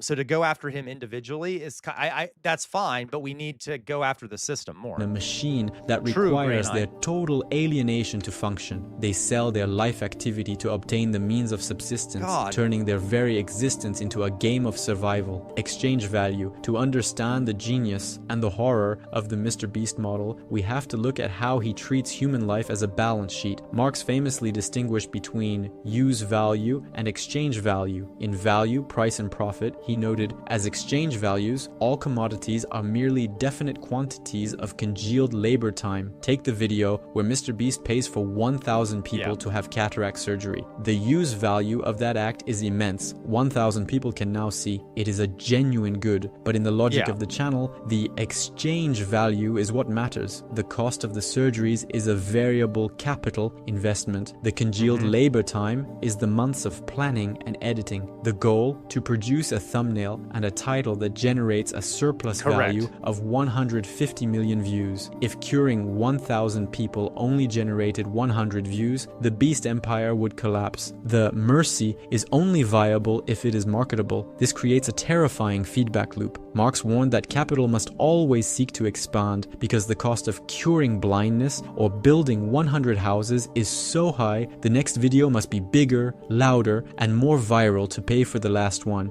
This is the commodified charity loop. It is a self-sustaining microeconomy where the viewer's attention directly funds the next spectacle of wealth distribution. This is so so he would actually have a big pile of cash and then let people try to take as much as they could fit on their bodies.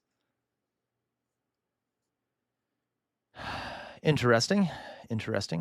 You, the viewer, are the consumer of this charity. Your attention labor is what gives the video value, which the brand then harvests to buy more good deeds. It turns the audience into passive participants in a digital coliseum. We aren't being inspired to help, we are being conditioned to watch. Marx believed that the market eventually turns everything into a quantity. In the Mr. Beast universe, there is no quality of mercy. There is only the quantity of people helped versus the cost per click. It is a cold, calculated breakdown of the human heart into a spreadsheet. Capital accumulation. Marx's most famous command for the capitalist was accumulate, accumulate. That is Moses and the prophets. He understood that capital is not a thing, but a process. It has to move. Jonas, that's so bizarre. Jonas says, during the vids when contestants are suffering, he'll offer far less money to entice them to quit. He loves the power. That's so gross.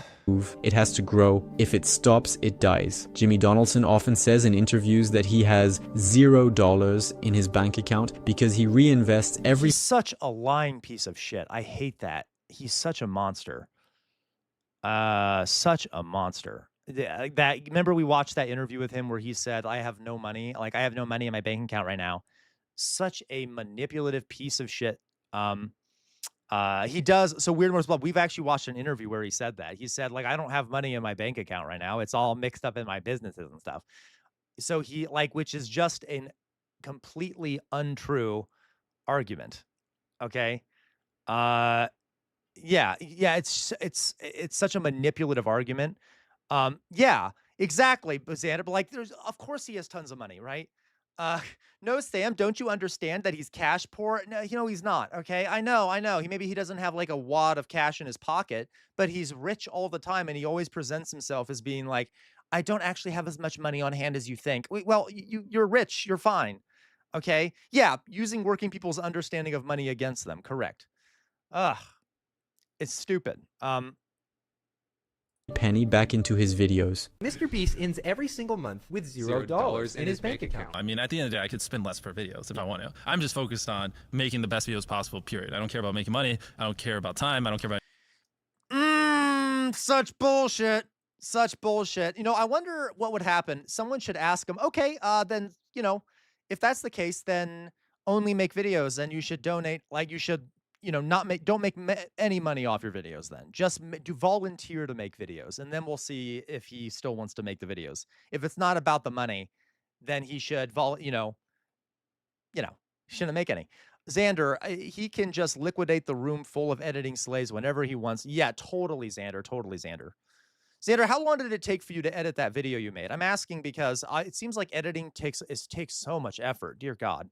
I just want to make the best videos on the planet. But at any point, if I was like, oh, I need to stop losing money, Yeah, there you go, Paul Squad. Turn ownership of his companies into public trust if he doesn't care about the money. Correct. $1 million on the next video. Just spend $100,000. You know what I mean? Many see this as the ultimate proof of his selflessness, but to a Marxist, this is the most aggressive form of capital accumulation imaginable. Jimmy is not a person. He is the personification of capital. By refusing to consume his wealth and instead dumping it back into production, he is accelerating the growth of his beast empire at a rate that traditional charities could never dream of. Marx described the Xander, I've always wondered, I've talked about this with Outer Signal, how a lot of the bigger creators, I'm like, they have to have someone helping them because there's no way they can pump out that many videos without someone editing for them, Norman, hello, Norman. How you doing, Norman? I haven't seen you for a while. MCM cycle. Money is converted into a commodity, which is then sold for more money. Mr. Beast has perfected the MSM cycle. Money is converted into a Oh, so Mayflower Kid, a public trust. A public trust is like a publicly owned enterprise, basically, okay? Or where the money he makes gets put back into, the society, if that makes sense.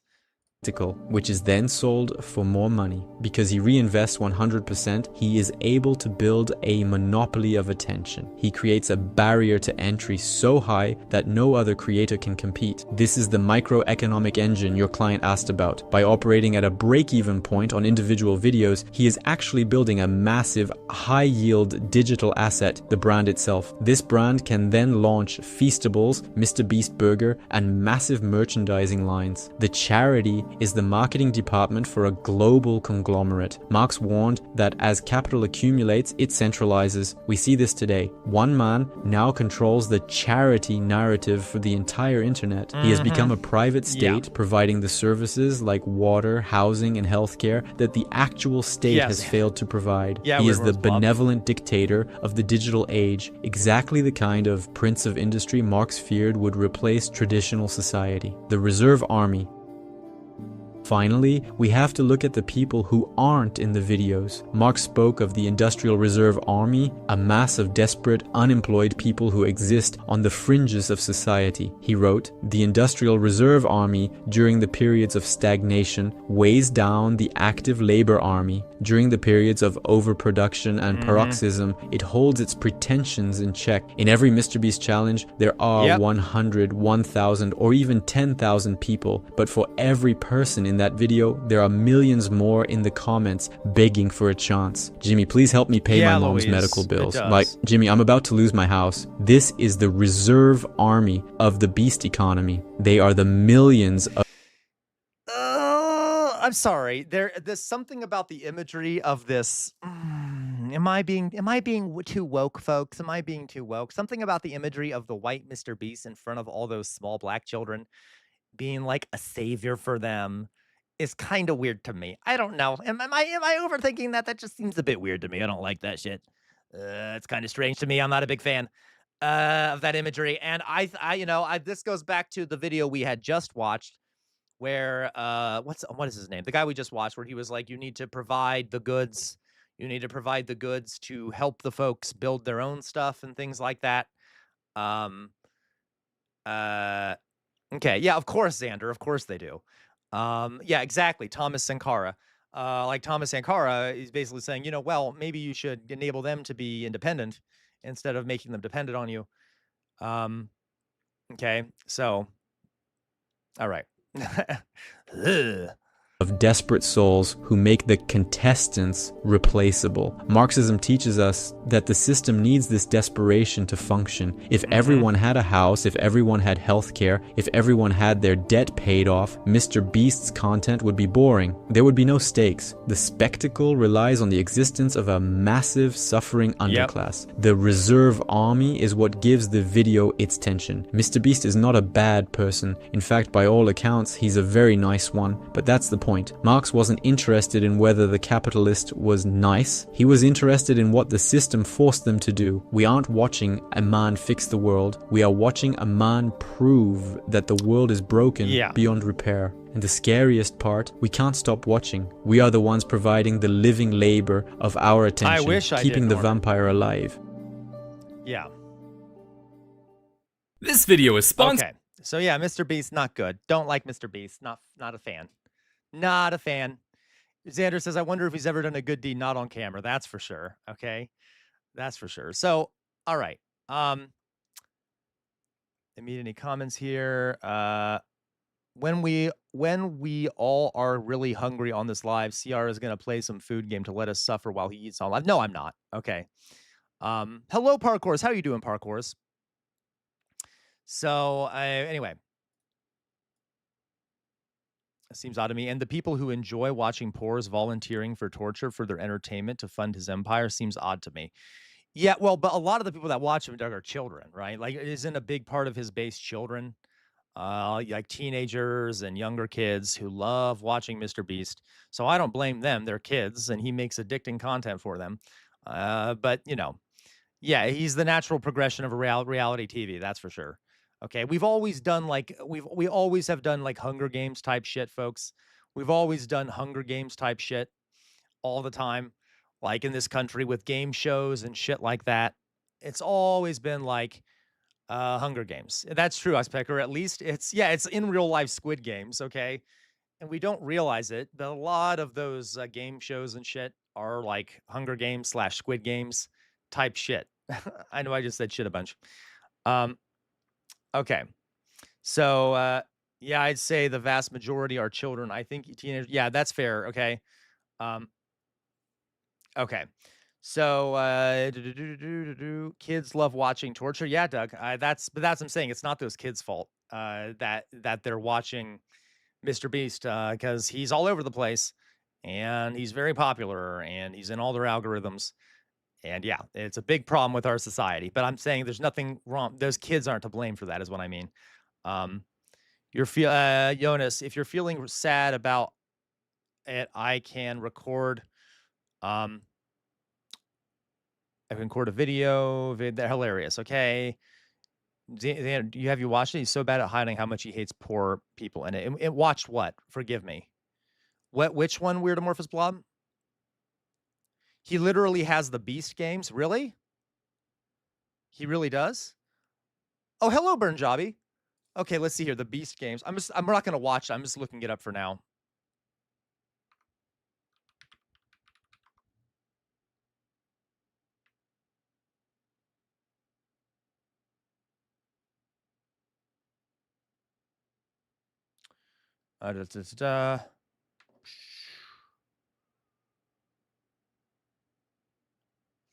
No, Doug, it's not the parents' fault either, really. I'm saying it's the society's fault, right? That's my whole point is that, it's the society's fault that we have an issue like Mr. Beast. Okay, it's the capitalism's fault that we have an issue like Mr. Beast.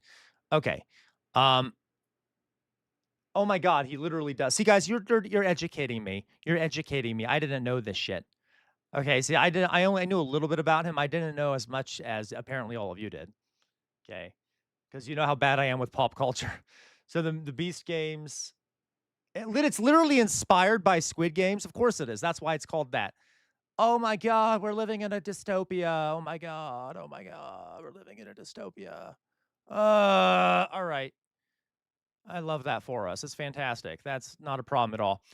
Okay, that's great. Let me guys finish making my tea. It's right here. Ooh, look at my it's a very big thing of tea. It's a very big thing of tea. Ooh, big thing of tea. But I'm gonna quickly add some sugar to it.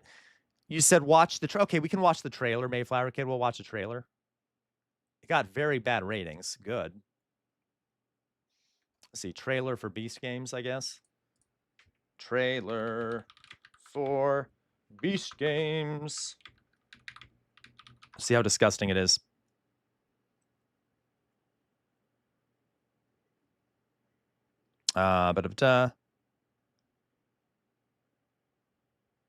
No, Doug, that's not true. Okay, you're being mean, Doug.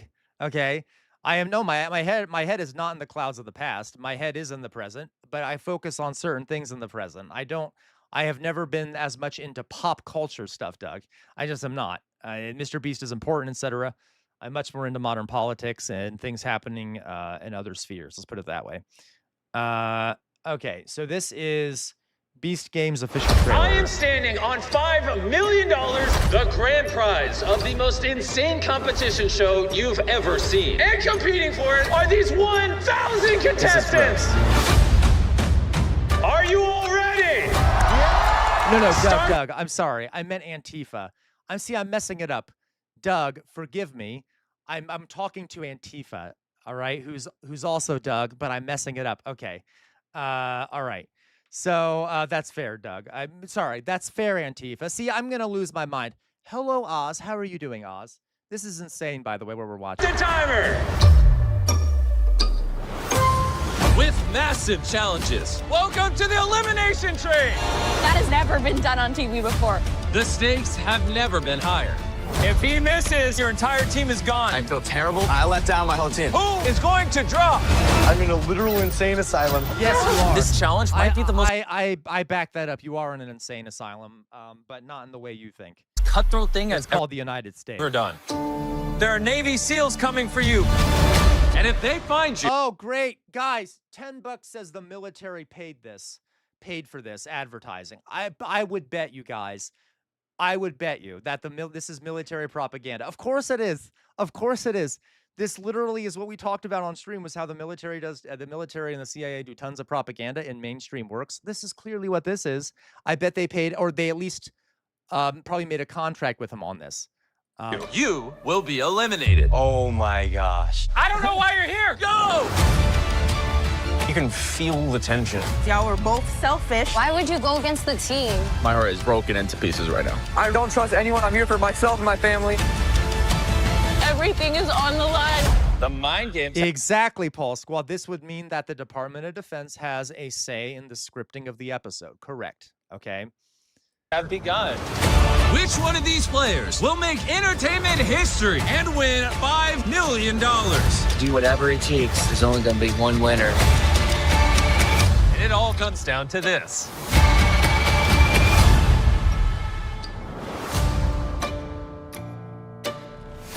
That's disgusting. Okay. I am repulsed. I am repulsed and want to vomit. LaCroix, I posted a video for you to watch on your own time about Beast Games Media. It's too long. Got you. Okay, I'll take a look at it. Really, Xander, which is hilarious because they essentially have to hide from the SEALs and they're actually terrible at finding them. Really? Again, another perfect sign of how corrupt our military is, that they're deeply incompetent despite how much money we spend on them. Marzipan, welcome, Marzipan. Didn't Beast catch an assault allegation recently? No, you're thinking clavicular. You're thinking clavicular. Although there was a member of Mr. Beast's company that came out and accused the company of discrimination and things like that, I believe. Beast did too. So Mr. Beast also got accused of it. Fascinating. I didn't know that. Okay. I thought that was, let me take a look at that. I didn't know about that. Mr. Beast accused of assault. I mean, like, that's all he does is assault people and make money off of it.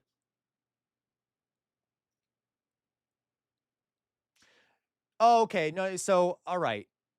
Yeah, he is not directly being charged with assault. Okay, so I was right. But he is being sued for harassment and a bunch of other things.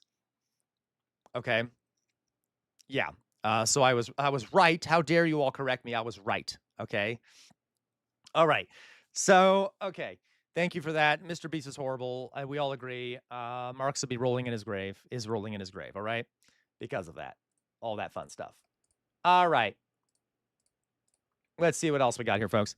Wow, a toxic workplace. I never would have guessed, right? Shocking, Paul Squaw. Who would have thought? Unpredictable, right? Auto mod, stay vigilant, right? Okay, let me put some sugar in my coffee. My tea, excuse me.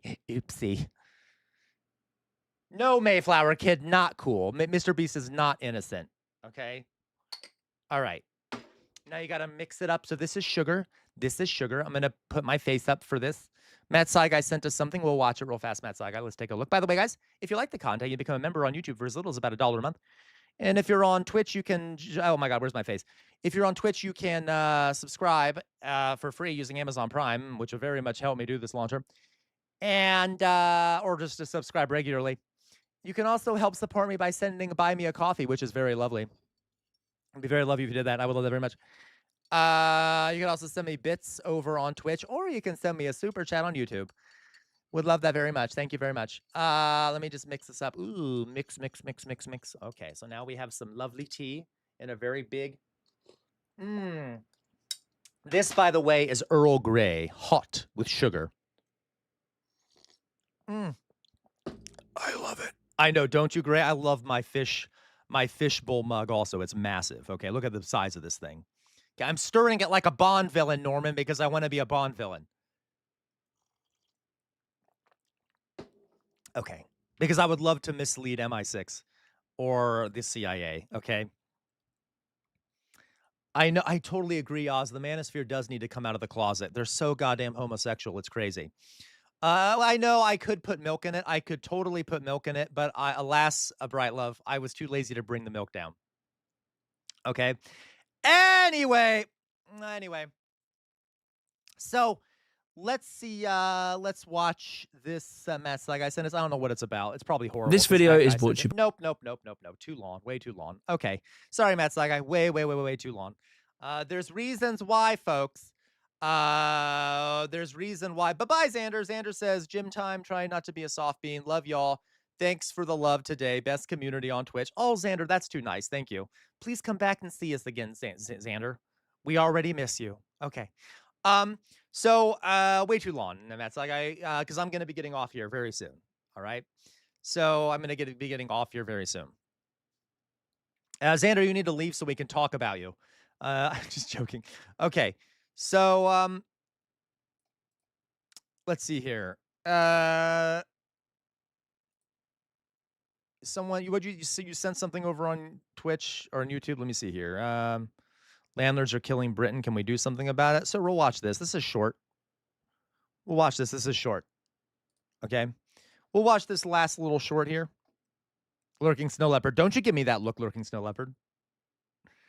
All right. If there's somebody out there who's a landlord and there are 3,000 properties, these people exist, right? There's a guy called Dave Wells in Bournemouth. There's 3,000 properties. All right, so let's watch. This is from Novara Media. Landlords are killing Britain. What can we do about it? If there's somebody out there who's a landlord and there are 3,000 properties, these people exist, right? There's a guy called Dave Wells in Bournemouth. There's 3,000 properties. I think the state should seize them. If we wanted to, we could absolutely... Right, Lacroix. Reconfigure the political economy in this country. You have to start with taking on the rentier. Now, that doesn't mean that Britain's a paradise overnight, but I think you can start to change the incentives and move in a much more positive direction if you do that stuff. And that is going to be, that's going to be the stuff that really upsets people, I think. Yeah. Because that's a direct attack on property relations. If there's somebody out there who's a landlord and there are 3,000 properties, these people exist, right? There's a guy called Dave Wells in Bournemouth. Jesus Christ. There's 3,000 properties. I think the state should seize them. And that's my view. 100%. I totally back this guy. Brilliant idea. Take those things the fuck away and give them to the people of the UK. All right? You should not have 3,000 properties and be a dictator over 3K homes. And of course, but guys, don't worry. Immigrants are the problem in the UK. It's not that the landlords control everything. Okay. It's not that there's one guy that owns 3,000 properties. It's that there's like there's some Pakistani immigrant who's barely surviving that comes to the UK. Okay. Or that comes in the UK and is barely surviving, right? That's the big issue. Insane. Okay. Absolutely insane. Louise, bit off topic, but the crime and policing bill in the UK has received the royal assent Oh, that's good, Louise. That's fantastic. So the policing bill has received the royal assent that anti-LGBTQ plus hate crimes are now to be charged as an aggravated offense. That's great. Love that, Louise. All right. authority should be able to put those out at a much cheaper rate, right? What does that mean? It means that maybe some of the cash transfers that go to the people that are using those places with housing benefit, maybe they need less money. They actually would need less money. They'd still have more that they could use to consume goods with final demand. And that means also the state would save some money. Who's getting less money in that context? The landlord. So I think rentierism is a huge part of the problem here, Michael. Look at landlords with regards to small businesses. I can't afford to pay the NI contributions to my staff. You're squeezing me there. You're increasing the business rates. What's your biggest outgoing every month after your wages? Oh, it's my rent. I pay, thousands in rent. My business rates are a tiny fraction compared to my rent. Okay, well, why is your rent going up? Well, my landlord just doubled it 2 years ago. Why? I don't know. He just said that's the market these days. Yeah. Okay, that's crazy. I didn't know that. I knew that landlords were a problem, but dear God, I didn't know it was that bad in the UK. I knew it was bad, but anyway, what does it matter? Fuck it. That's fantastic. Thank you for that clip. Yeah, landlords are the big problem. Landlords are a big, big problem, right? What is this? I'm sorry. I have to click on this video. Then, yeah, capitalism. Yay. I have to click on this video. It's called Arkansas Cat Named Cheddar Big Booty Cheeseburger Wins National Contest. What? And Nationwide's Wackiest Pet Name Awards are officially in the books. And this year, one of the quirkiest winners comes from right here in Arkansas. Pet owners across the country submit their most creative names with more than 200,000 votes helping decide that coveted top spot. We have a knack for winning these things. We really do. We really show up. Well, tonight we've got a local celebrity making headlines for a name that you have to hear to believe. Caden Michaels met the famous feline today. And Caden, what's the name that took first place? What? Well, Bob and Laura, I don't think you guys could ever guess this name. Cheddar Big Booty Cheeseburger. Yes, that is the cat's name, and there is a story behind it. The sound of Cheddar Big Booty Cheeseburger. Wait, not that one. This one. The 8-year-old award-winning cat from Benton, Arkansas. But who would name their cat after a cheeseburger? Surely there's a good story behind that name. He's always just been like a little bit of a larger kitten. Okay. And just as he started developing into more of an adult cat, I couldn't quite pick him up anymore. With just one hand, it became two, so it was like holding a burger. So cheddar cheeseburger fit. But what about Big Booty? He started to develop just this little habit of I love having my butt scratched. So he would present his butt and then... Yeah, Jonas. So I can see you guys have massive... I knew that there were already big problems with rent, with rent price and stuff in the UK, and there's a lot of renters. I didn't know that there was a guy that owned 3,000 properties, though. That's crazy. It got to a point where you would do bongo drums with it. And now all put together, the name winning a national award for wackiest cat name. Getting that email today was a shock. It was pretty wild. I was internally screaming all day, trying to figure out oh my gosh, what do I do? And no, I'm really proud of him because he definitely lives up to his name. She doesn't have to do a damn thing. Why is she, I'm sorry, I won't be mean. I know you all hate me and my comments on pets. Okay, whatever. Cheddar Big Booty Cheeseburger is a long name to pronounce, so he does have shortened nicknames at home. Pretty much I'll go Cheddar or Big Booty, something like that. And he really is just super responsive anyways if you give him any attention because he loves attention. Now Cheddar has the world's attention, but he's still not answering any questions from paparazzi. Mr. Big Booty Cheeseburger, what do you think about being famous? The fame hasn't changed him. He's going to keep living his best life. Lounging and loafing. He is very much a big couch potato. Well, congratulations, first of all. We don't have the full backstory on some of those names that Cheddar Big Booty Cheeseburger did beat out, but we do have some names. We got Catatouille, Munchy McCurry Toes, Orange Julius Caesar Salad. Don't know the backstory. Okay. I'm curious, you guys, if you had to name a cat that was going to win an award, what are you naming it? Wow. I make up a lot of nicknames as I go. I do Huma Huma Uka Uka Ua Papoya. That's a real name, by the way. Huma Huma Uka Uka Ua Papoya, which is the name of a Hawaiian fish, by the way, I believe. I could be wrong. I could be pronounced wrong, but if I was able to have a cat that I named, I would call it Huma Huma Uka Uka Ua Papoya. And that is a great name. Love it. Nacho Crunch Wrap Supreme. It does sound lovely. Hello, Drizilla. Hello, Drizilla. Bless me. Thank you, Dolly Boy. Okay. It was logical transition. The cat is outgrowing his house. Correct. So yeah, by the way, I'm not joking, by the way. What is that? Let's see. Hawaiian fish. I believe it's the name of a Hawaiian fish. Hawaiian fish. with lawn name. Yeah, here it is. Yep. Huma, uka, uka, upapoya. There we go. It's called the reef tigerfish, and that's literally its name. Okay, yeah. Huma, unka, uka, uapupaya. Yep. There you go. There's also Lilialokalani, which I am not as good at pronouncing. I think it's called Lilialokulanilani or something like that. There's some great Hawaiian names. No, that's Pele, Fetty, I think. Maybe it is the one that controls the weather. But it's considered. Yeah. Huma, uka, uka, upapaya. Uka, uka. It means tigerfish with a pig snout. Okay, anyway. Thank you, Jonas. We'll take a look at that. I'm going to name my cat Chairman Meow. That's hilarious, LaCaw. That's hilarious. All right. What made you learn to pronounce those fish names? I was in Hawaii, Doug. I went to Hawaii once. And there in Hawaii, there are sanctuaries for that are religious sanctuaries for local Hawaiians. But by local Hawaiians, I mean indigenous Hawaiian peoples who are polytheist, sort of spiritualist, what's the term? I'm having a mind like animists, okay? And one of these, what are they called? Refuges? They're very spiritual places. They're very cool to go to. And I learned the name there because one of the people there, one of the native Hawaiians taught me the name.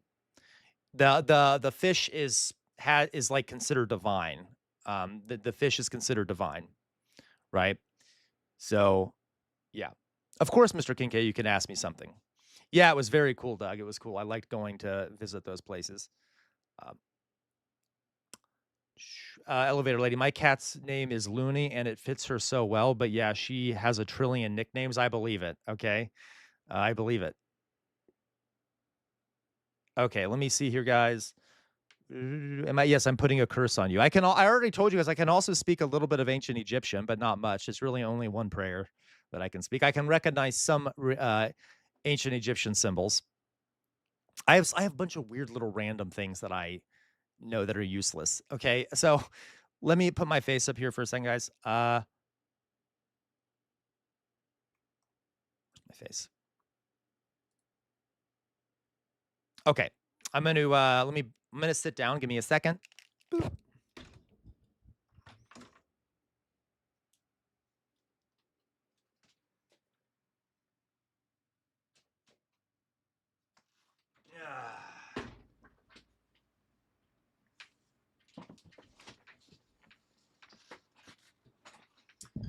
No, Drizella, the Egyptian prayers do not work. But no, I mean, I don't think any prayers work, but it's a cool language. 1 second, I'm gonna bring this down. It's a cool language. So like aun au kumesta amuk kamut matsutn tur utef maatu apu at ku apu at smet apu mtu mtur anuk aru.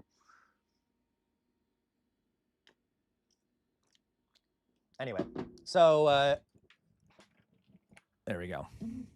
Yes, we had a lot of good questions. No, that's ancient Egyptian. That's an ancient Egyptian prayer to a god named Aten. Can I repeat that? You want me to repeat that? Okay, fine. Aun au kumesta amukamut matsutn tur utef maatu apu at ku apu at smet apu mtu mtur anuk aru. Yeah. That's thought to be, now we're not entirely sure. We're not entirely sure how the ancient Egyptian language sounded, but we can make some guesses on it based off Coptic, which is sort of the what's left over of the ancient Egyptian language in the modern day. Okay. All right. So yes, Doug. So guys, let's just chat a little bit here. I'm not going to be on for much longer. I have to go make dinner at some point. But call an ambulance for him. How dare you, Dolly boy? I'm not cursing you, Doug. I'm not cursing you. Okay, it's just a prayer to a Aten, who's yeah. Okay, but all right. So yes, there are swords behind me. For those who don't know, for the people that are new to the stream, yes. Okay, this is on the wall behind me on your guys's, I guess, left, right behind me, right back there on that sword right there. This one, okay, is a sword from the Civil War. And you guys know this. Most of you know this. You'll definitely learn about it at the end of the stream. It's a sword from the Civil War. Its name is Chainbreaker, and it is thought to have been responsible for the death of 7 slave owners in the United States. And it's been passed down in my family for many years. Okay. Yeah. Now the other sword over here is just, it's not a historical sword. It's a modern day sword, but it is a rapier. Do you guys want to see it? Do you want me to show you them real fast? I've shown them before, but in case people want to see it, I'm not Norman. I'm not ending it immediately, but I'm going to be ending it here in a few minutes. Yes. Because this is my day off technically. I wanted to stream a little bit. 1 second. Okay. So this is Chainbreaker, right? This is Chainbreaker. Now, I can't touch this part. Okay. I'm having a mind blank. I know what the parts of these things are called, but I can't touch it because you can see it's falling apart. It's very old, so you can see that it's kind of becoming strun, I guess, here. It's very pretty, though. It's a nice sword. It's beautiful. And if you look close enough at it, there's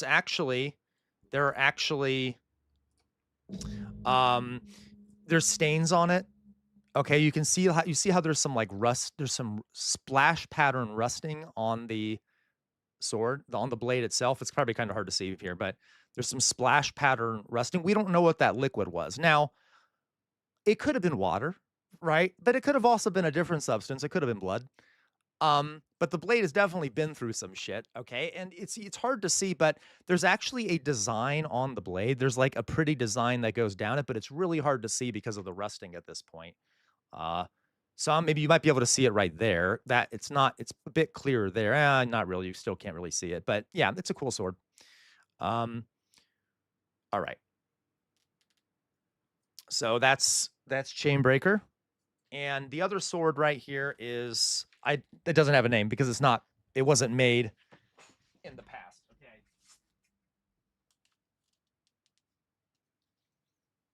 Or at least it wasn't made in the far past. So this is a rapier. Okay. You see this part of the handle is made to protect your hand from the opponent's weapon. I can actually unsheath it here. You can see it's a long, thin blade. Made for stabbing, not made for slashing, made for stabbing, to get in between slots and armor. Okay, slots and armor. All right. It's actually not inconvenient to hold at all. It's very, very convenient to hold. Most of the time, by the way, you could also put your fingers through here, which would give you more ability to aim the blade. Okay, so like if you're aiming for an opponent's armor, like a slot in their armor, you can just insert it right in there for fun, whatever. So that's rapier. Okay.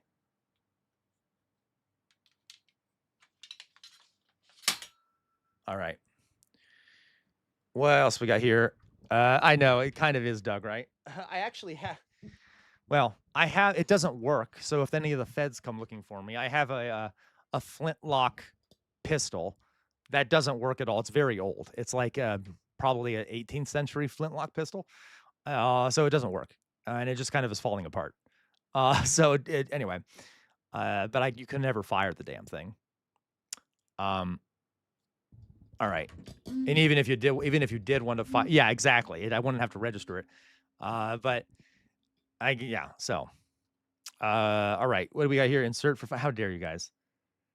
When I fought on that bridge at Bannockburn, my sword, I believe it was Norman. I believe it was. Just buy bear skins and harness that power. You're right. I should, Jonas. I should become, yeah. All right. So, what, you guys want to chat about anything else? Is there any comments, questions y'all have? Yeah, technically, Doug. Technically, people can do that.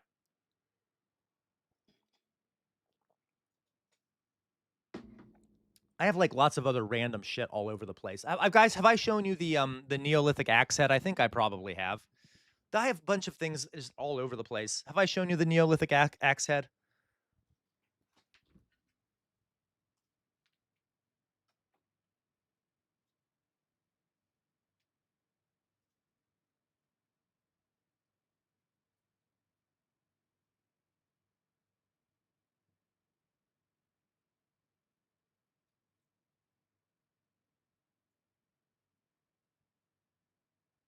So we have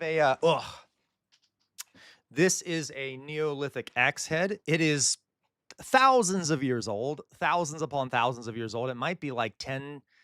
I can't quite remember the age that we were told. 5,000 years old, 5 to 10,000 years old. And Ohio, where I am in Ohio, guys, is very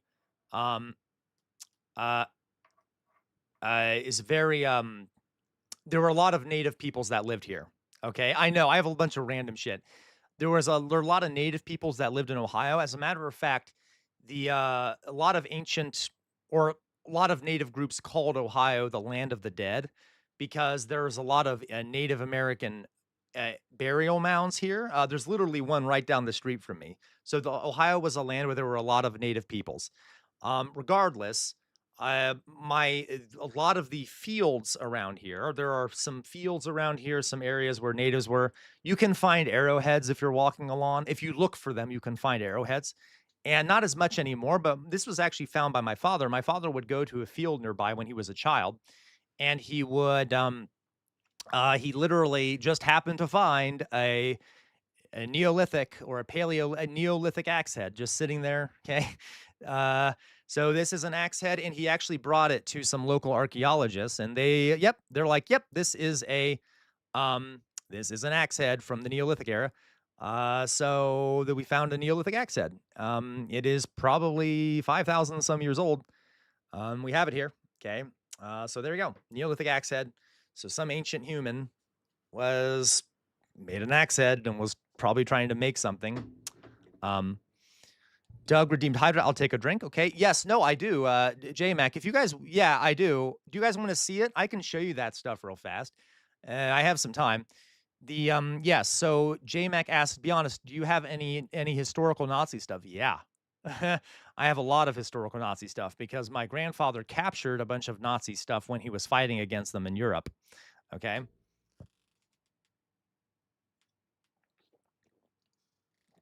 Okay. So let me go grab it real fast for you guys. Let me grab it real fast for you guys. Okay, let me 1 second. Okay, I'll show you real fast. 1 second. I know some of you have seen it already, but I'll do it again really fast.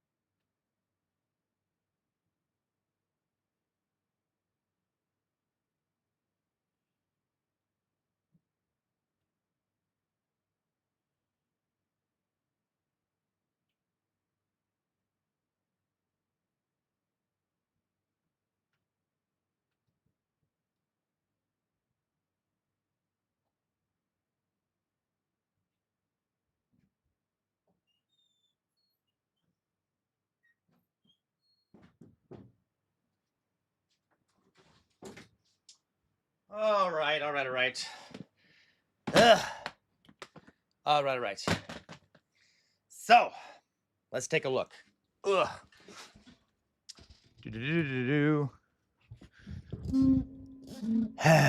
All right, let me show you guys real fast. What, guys? Look at Mr. King K's message. What's your message, Mr. King K? What's your message, Mr. King K? Mr. King K.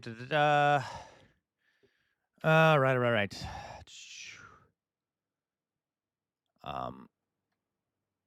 Mr.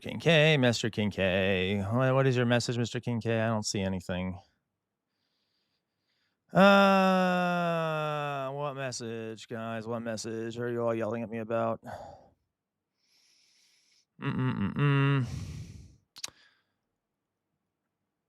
Let me shout out. Mr. Kincaid. So, Mr. Kincaid, you can put it over on Discord. Here's the thing, Mr. Kincaid. No, I don't want to shout it out on stream because I don't want to give information about people I cannot verify if they actually are people who need aid. But if you put it over on Discord, people can check it out and determine that for themselves. But I would need to look into the individual, right? I will say this, guys. If you want to help with Palestine, donate to the Palestinian Children Relief. Let's see, what is it called? Palestinian Children. Yeah, Palestinian, what is it? Children Reliefs Fund or the, forgive me, I'm having a mind blank here. The PCRF, okay? Yeah, the Palestinian Children's Relief Fund. I would really recommend you donate to them. They are a really well-known, good organization. There are lots of other good organizations you can donate to. I don't necessarily like donating to individuals, okay? Or like promoting individuals to donate to because I can't verify if who the money's being sent to. But you can go, Mr. Kincaid, go over to Discord and you can post the person's info there, and then people can decide for themselves. Does that make sense? All right. Okay. All right. So let me show you some things here, guys. So you guys have seen this stuff before. A lot of you have. And let me find, here we go.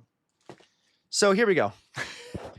Now, this is, yes, it's exactly what it looks like. Okay. This is a captured, German military Luftwaffe hat worn by a German military officer. I'm not going to put it on, J-Mac, not in a million years, okay? So this is, my grandfather captured this one now. Okay, right, I know. If you look back here, you can actually see the stains of the guys. The guys sweat a lot. You can see all the stains in there because he sweat a lot. Yeah, Mr. Kincaid, put it in the general, okay? Lots of stains, okay? But my grandfather actually captured this guy, a Luftwaffe officer. And by the way, sometimes they would put a some kind of symbol up here to show their loyalty to the Nazi party. Now, he doesn't have one of these things. It is possible that he took it off when he was being captured so that the Americans wouldn't think he was an ideological Nazi. But yeah, this is a Luftwaffe hat. So that was captured by my grandfather and looted and brought back to the United States, okay? So this is a Luftwaffe hat, right? Now, I have to be careful with it because, you know, it's very old, but it's held up pretty well. It doesn't look terrible for how old it is, right? Okay. Now, here's something else.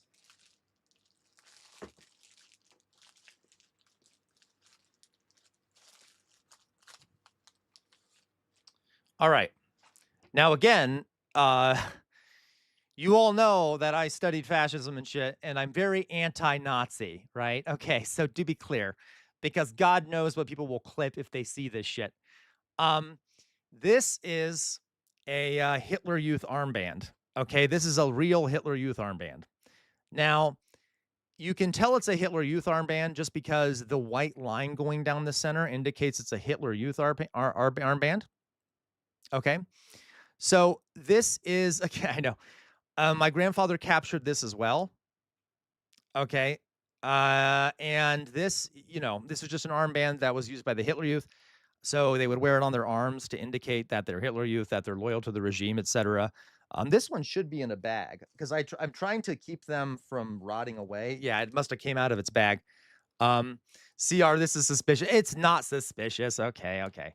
And so I will not wear Mortar's blob. So no, he didn't kill a kid. He literally, I think, found this on someone. Maybe they were dead. I don't know.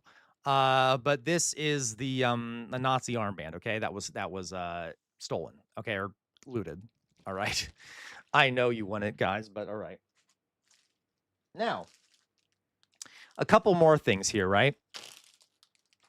By the way, this is all Dolly Boy's fault because Dolly Boy's like, Dolly Boy is like, oh, show it. No, it was J-Mac. Do you have a bunch of Nazi stuff? Okay. This one is, okay. You see this? All right. So this is kind of falling apart. This one is not that high. This one is not that, I guess you could say it's supposed to go this way. No, it's not. I don't remember which way it's supposed to go. So it actually says in German on it, where to go? There it is. Eine letzte Gruß, which basically means a final farewell or a last farewell. Okay. So these were placed on the, these were placed on wreaths that were used at funerals for Nazi soldiers. Okay. So they would literally put these to be hanging off wreaths, okay, so that to celebrate the death, like in remembrance of a dead Nazi, which I deeply support, okay? I would gladly celebrate the death of a Nazi. That's why it says a last farewell, as in, this guy has died, okay? So this was just something that'd be hanging off of a wreath, all right? All right, I'm gonna put this back where it needs to go. Where did I put the bag for that? Okay, now I'm not going to show you everything. We just don't have time, but I'm going to show you some other stuff, and I'll show you the big item. I'll save that for last, though, which you all remember. Okay, so here's some other things. Now I've shown you guys the. Did I show you guys the? I did show you that. Well, that's okay. You guys know it's not in here, but I have somewhere the medal they would give to women that had certain numbers of children. Do you remember that, guys? It's not in here, but I must have it somewhere in here in this room. But okay.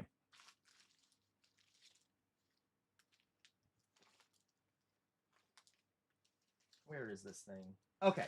So real fast, just to show you here some photos. My grandfather actually took a bunch of photos of himself while he was over there, okay? So I wanted to show you a few of these. So here he is. That is him with his Jeep, okay? He was a reconnaissance man. As a matter of fact, he was the one of two Americans that were the first to come across the Dachau concentration camp. So he was one of the first non-Nazi people to come across the Dachau concentration camp in Germany. And he was in this Jeep when he did that, okay? So that's him next to his Jeep. All right. And he had nightmares for the rest of his life, by the way, because he went into the concentration camp and what he saw really disturbed him. Okay, yeah, it did permanent damage to him to have to see that. Okay, here we have, so that's another image of his. Let me find you some more pics. Okay, I'm going to save that one to show you in a second. Here you have an image of a bunch of Dutch schoolgirls. Now, look at their feet. Do you see how they have wooden shoes on? They have wooden clogs on, I guess you could say. Dutch wooden shoes, which I think is cute. But these girls actually asked to have this photo taken because they were my grandfather. The people at the school asked him to protect them from the Nazis. While the Nazis were retreating, and he did, and he actually went up into the school with some soldiers because he was a captain, and they had to take out a few German soldiers. And these girls were very grateful, and they all wanted a photo. So he was able to take this photo of them. Okay. The nuns there were also very grateful. So there you go. Okay. Yeah. Now, oh, here's another photo with them. You can see that's my grandfather and the people in his unit who rescued them, right? Who are standing with the girls again. Very happy because the Nazis are no longer there. Okay. Okay. Exactly. Rest in piss, Hitler and the Nazis. Now, I'm going to save that one too, so I can show you guys that in a second. That one too, that one too. Here's just another picture of my father and my grandfather and some of the guys in his unit. Okay. Trying to find some other photos here that you guys might like.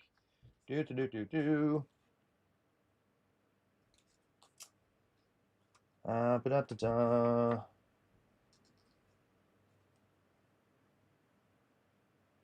Okay. Well, I'll just stop there for those photos. Now, let me show you the last thing. Okay. Yeah, my grandpa was amazing. Okay, he's very awesome. So it's okay, Drew. Giselle, please you don't have to be wholesome at all. I get it. Okay. You guys guys, you don't have to, you guys can be, you don't have to be wholesome. Okay. I'm just trying to focus on what I'm saying. So if I'm not reading everything you guys are saying. So let me show you something else, guys. This is the last thing I'll show you. Well, first of all, here's a love letter. Here's a love letter that my grandmother received from a soldier who was in the military, okay? So, okay, but one second. Now,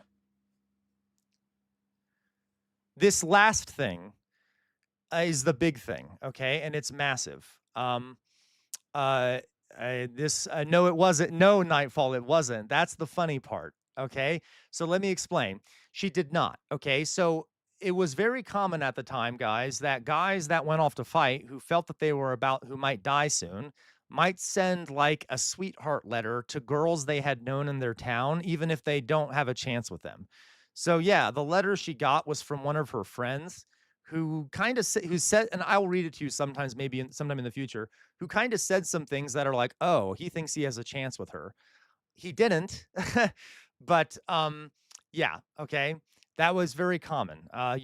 Girls who previously weren't that close to certain guys would suddenly get letters from them because they were desperate and they were lonely.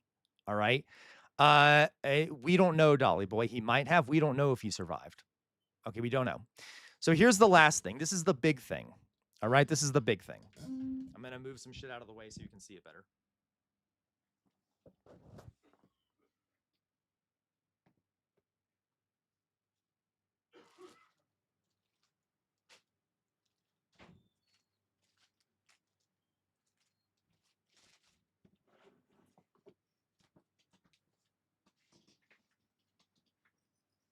Okay. You see this thing in my arms? I'm gonna make sure you guys can hear me still. All right, so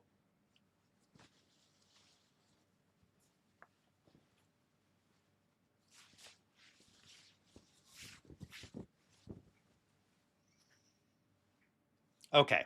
So I don't want anyone to clip that of just a giant swastika on the page. This is a captured Nazi flag, okay? This is a massive Nazi flag. No J-Mac bad, okay? Now, this thing is very big, okay?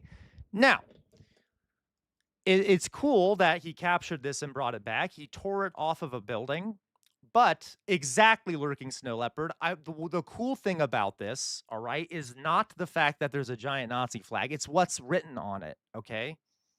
So look really close. Look really close here. Well, let me show you here. Oof. You see all those names? You guys see all those names? All right, all those names written around the swastika in the center. So all of the men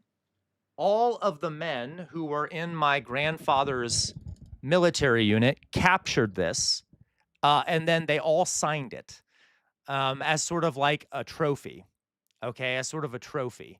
So they all signed the center of it as the conquerors, okay, as the ones who had defeated the Nazis, and it's sort of a sign of disrespect, okay?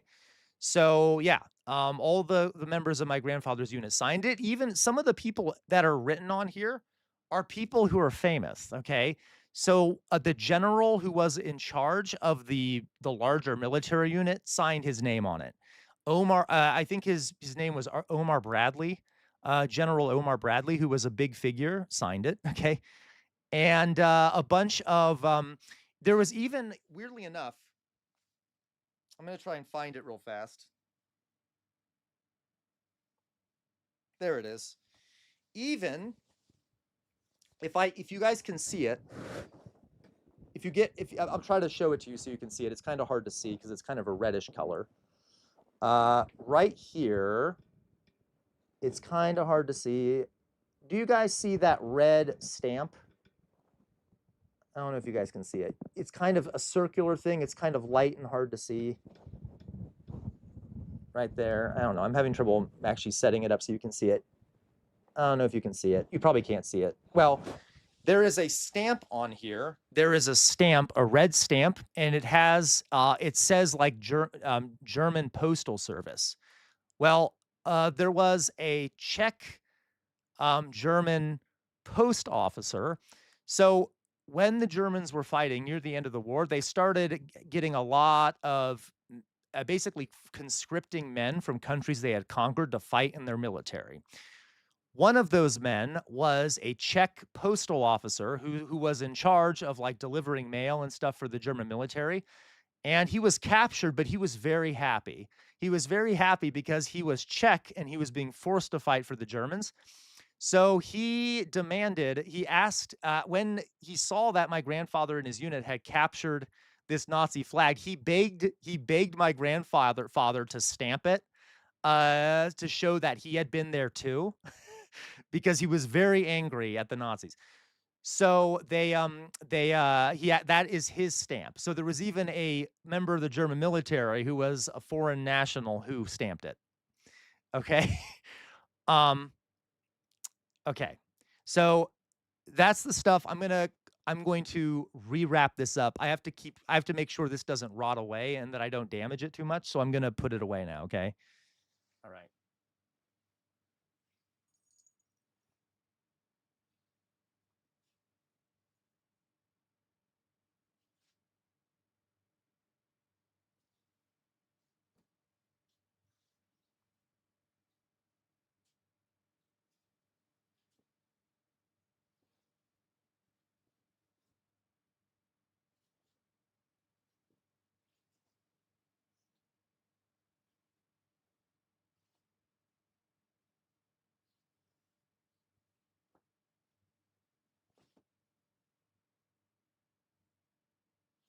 All right. All right.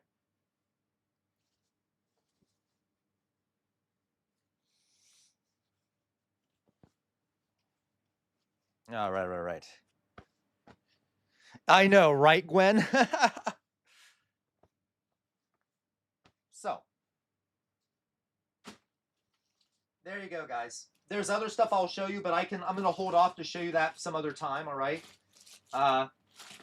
This is a, there's like one little thing. This is a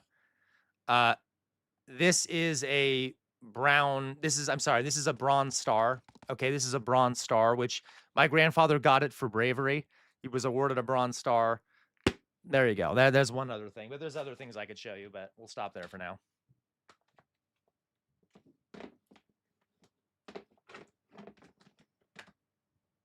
All right. Ugh.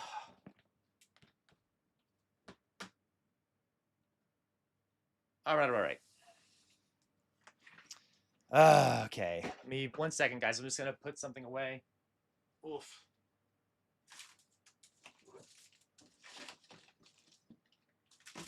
Oh, here it is. Okay. There is one last thing I'll show you, but this is something I was looking for earlier and I couldn't find it. This I did not get. No, TJ, this is what my grandfather captured when he fought in Europe against the Nazis.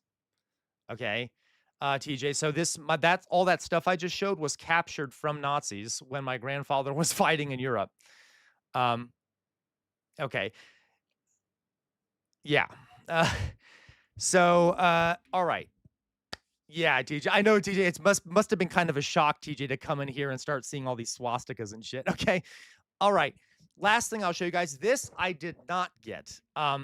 This I did not get from my grandfather. Okay. This was actually someone found this at a God knows why this person had it.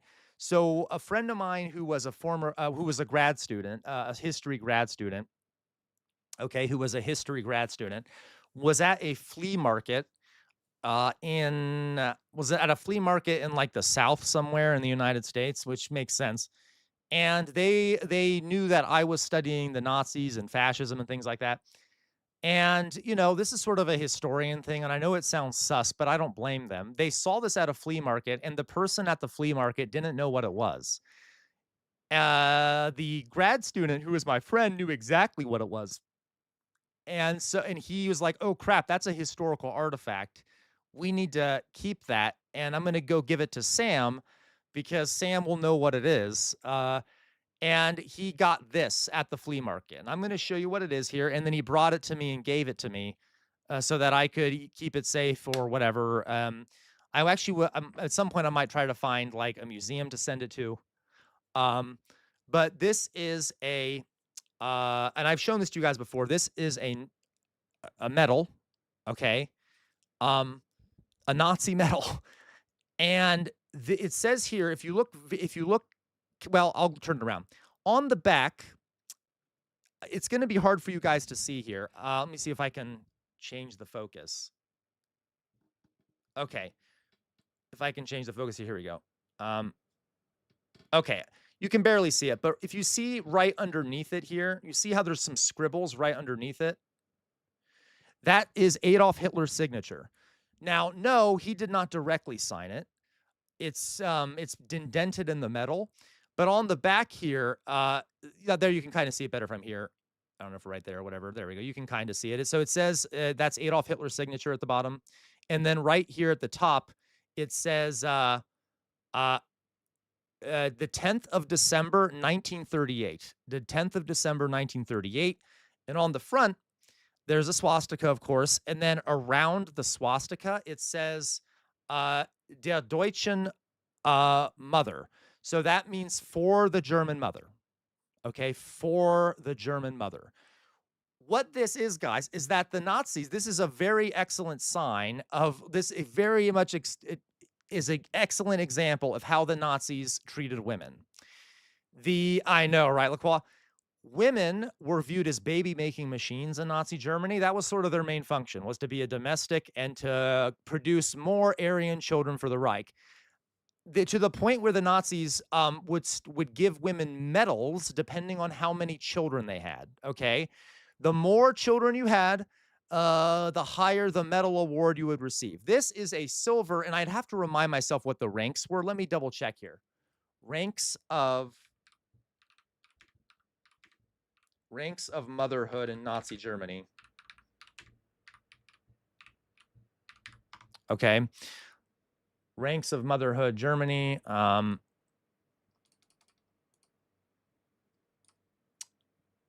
Silver Cross. Okay. Yeah. This is the silver one. So this is the second rank. So if you had the silver, okay. So this is a second class Silver Cross, which meant that mothers who had 6 or 7 children would receive this. Okay, in an effort to promote women having more children. So this would have been given to a woman who had 6 to 7 children for the Reich, as they would phrase it, okay? So this is one of them, all right? Okay, anyway, so there we go. So that's another artifact I have. I have some other stuff too, of not just Nazi stuff. I have a bunch of other stuff from I actually have a copy of a newspaper from the day the Titanic sunk, which is nice. Okay. I have some other things too. All right. I have this. This is just a Columbus Dispatch newspaper from September 12th, 2001. So this is a newspaper from September 11th, okay, or at least the day after September 11th, which was the first time that they were able to produce a newspaper about 9/11, okay? So I have a bunch of weird shit like that too. All right. Okay. I think I did Weird Amorphous Blob. All right. All right, guys. There you go. I'm done. Okay. So there you go. There's some shit I can show. I know some of you have seen that stuff before, but I have some other stuff too at some point. All right. So guys, this is my day off. I'm gonna go do some day off stuff. Norman, do you have any non-suspicious history props? I just showed you a bunch of non-suspicious history props. You saw the axe head. I showed you the I have a bunch of newspapers. I showed you some pics. That's my first time seeing it. Of course, J-Mac, of course. You have 9/11 recovery coins. Interesting, okay? I have a bunch of nonsense. But if you look behind me too, you see that right over my left shoulder, okay? This guy here, all right? This is a love totem. So remember I said I've been to Hawaii? So this is like the tiki god of love, basically. It's handmade by like local Hawaiian folks. So when you see this back here, he looks angry, but he's very happy. He's actually smiling. Okay, this is a tiki totem for love, all right? So he's like, ha, ha, ha, love each other, la, ha, ha, ha, ha. Okay, anyway, so there's another totem here.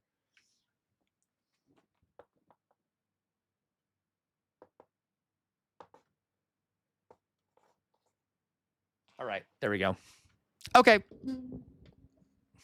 I know you. Yes. Hilarious. Everyone's joking about me being a Nazi. Yes. Like I haven't heard that before from you people. Okay, I get it. We're gonna laugh about it for ages.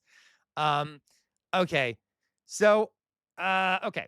Somehow I just thought of the movie The Birdcage, right? Okay. Oz, my favorite historical artifact that I own is a Playboy from the month and year that I was born. Hilarious, Oz. Okay.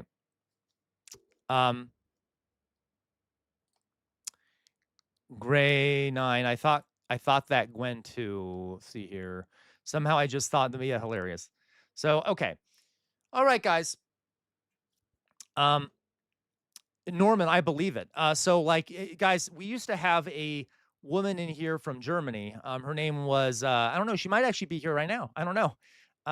Do we all remember Winterlinde? I know, Drizel. Winterlinde, and you know, she made a good point. Like she was fascinated to see these artifacts because in Germany, you know, these things are illegal.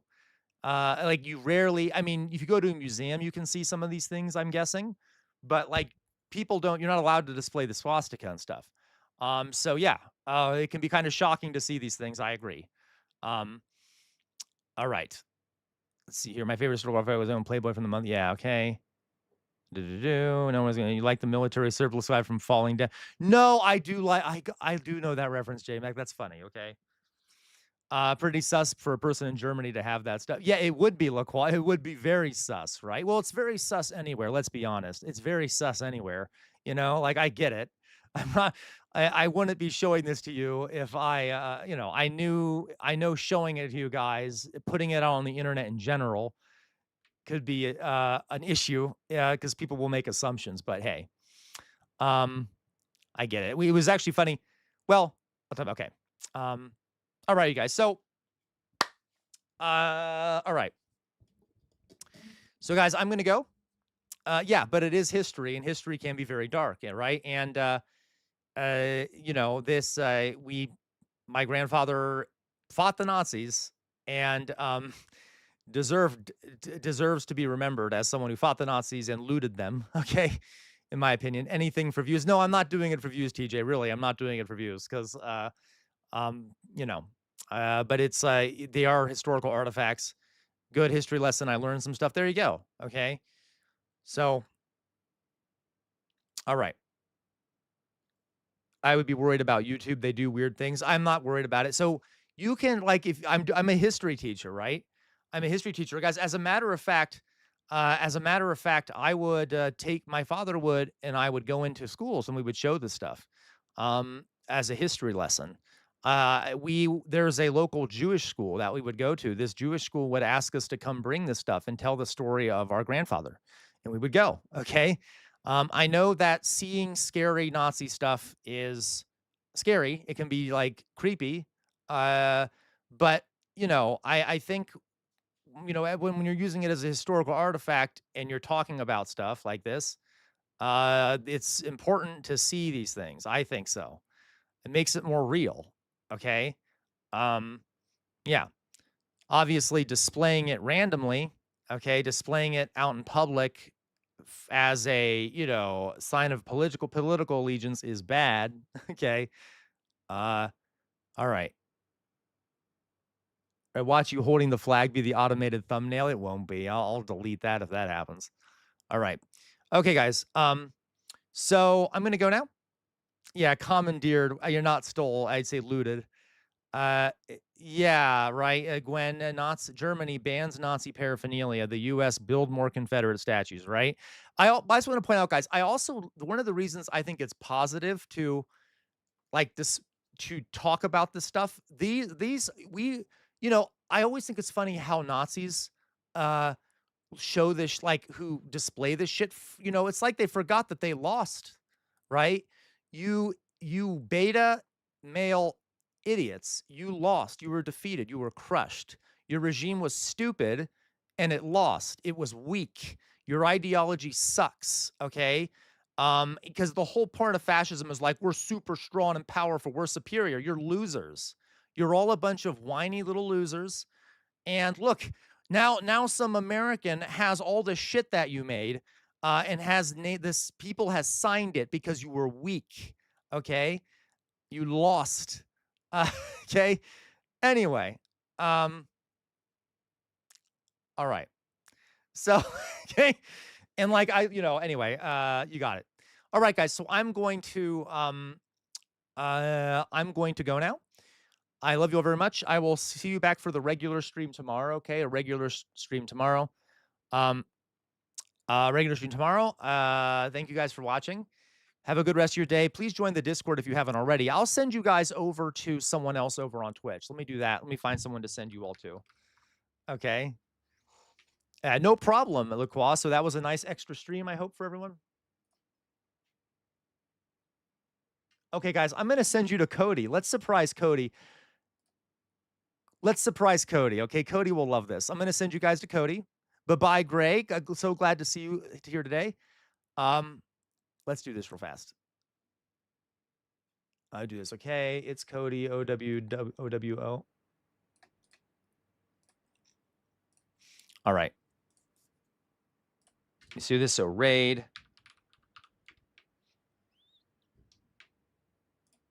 Paste. Okay. So raid, it's Cody OWO. Bye-bye, guys on Twitch. Well, I'm sorry. Free Palestine. Free Palestine. Free Palestine. Second of all, never stop resisting. The easiest way to resist is to think for yourselves. That includes when you watch me. I'm not perfect. I make mistakes. See what other people are saying. Don't get caught in an information silo. Okay? Resist fascism. You can't stand in the center against it, and imperialism. If you can't stand in the center against those things, if you do, they'll walk all over you, and the imperialists will kill everyone on the planet. Fight back. Fight back. Fight back. On the wall behind me, it's not on the wall anymore. On the couch behind me is a sword called Chainbreaker that is responsible for the death of 7 slave owners. Do not let our ancestors' sacrifices go to waste, and always fight for a better future. All right, guys, let's begin the raid. There we go, the raid. Let's surprise Cody with a massive number of people. Cody is a member of our community, and we're going to raid him while he's streaming. Okay, so everyone go. Everyone ready? Anyone else want to join the raid? Okay, here we go. Raiding begin now, guys. I'll see you tomorrow.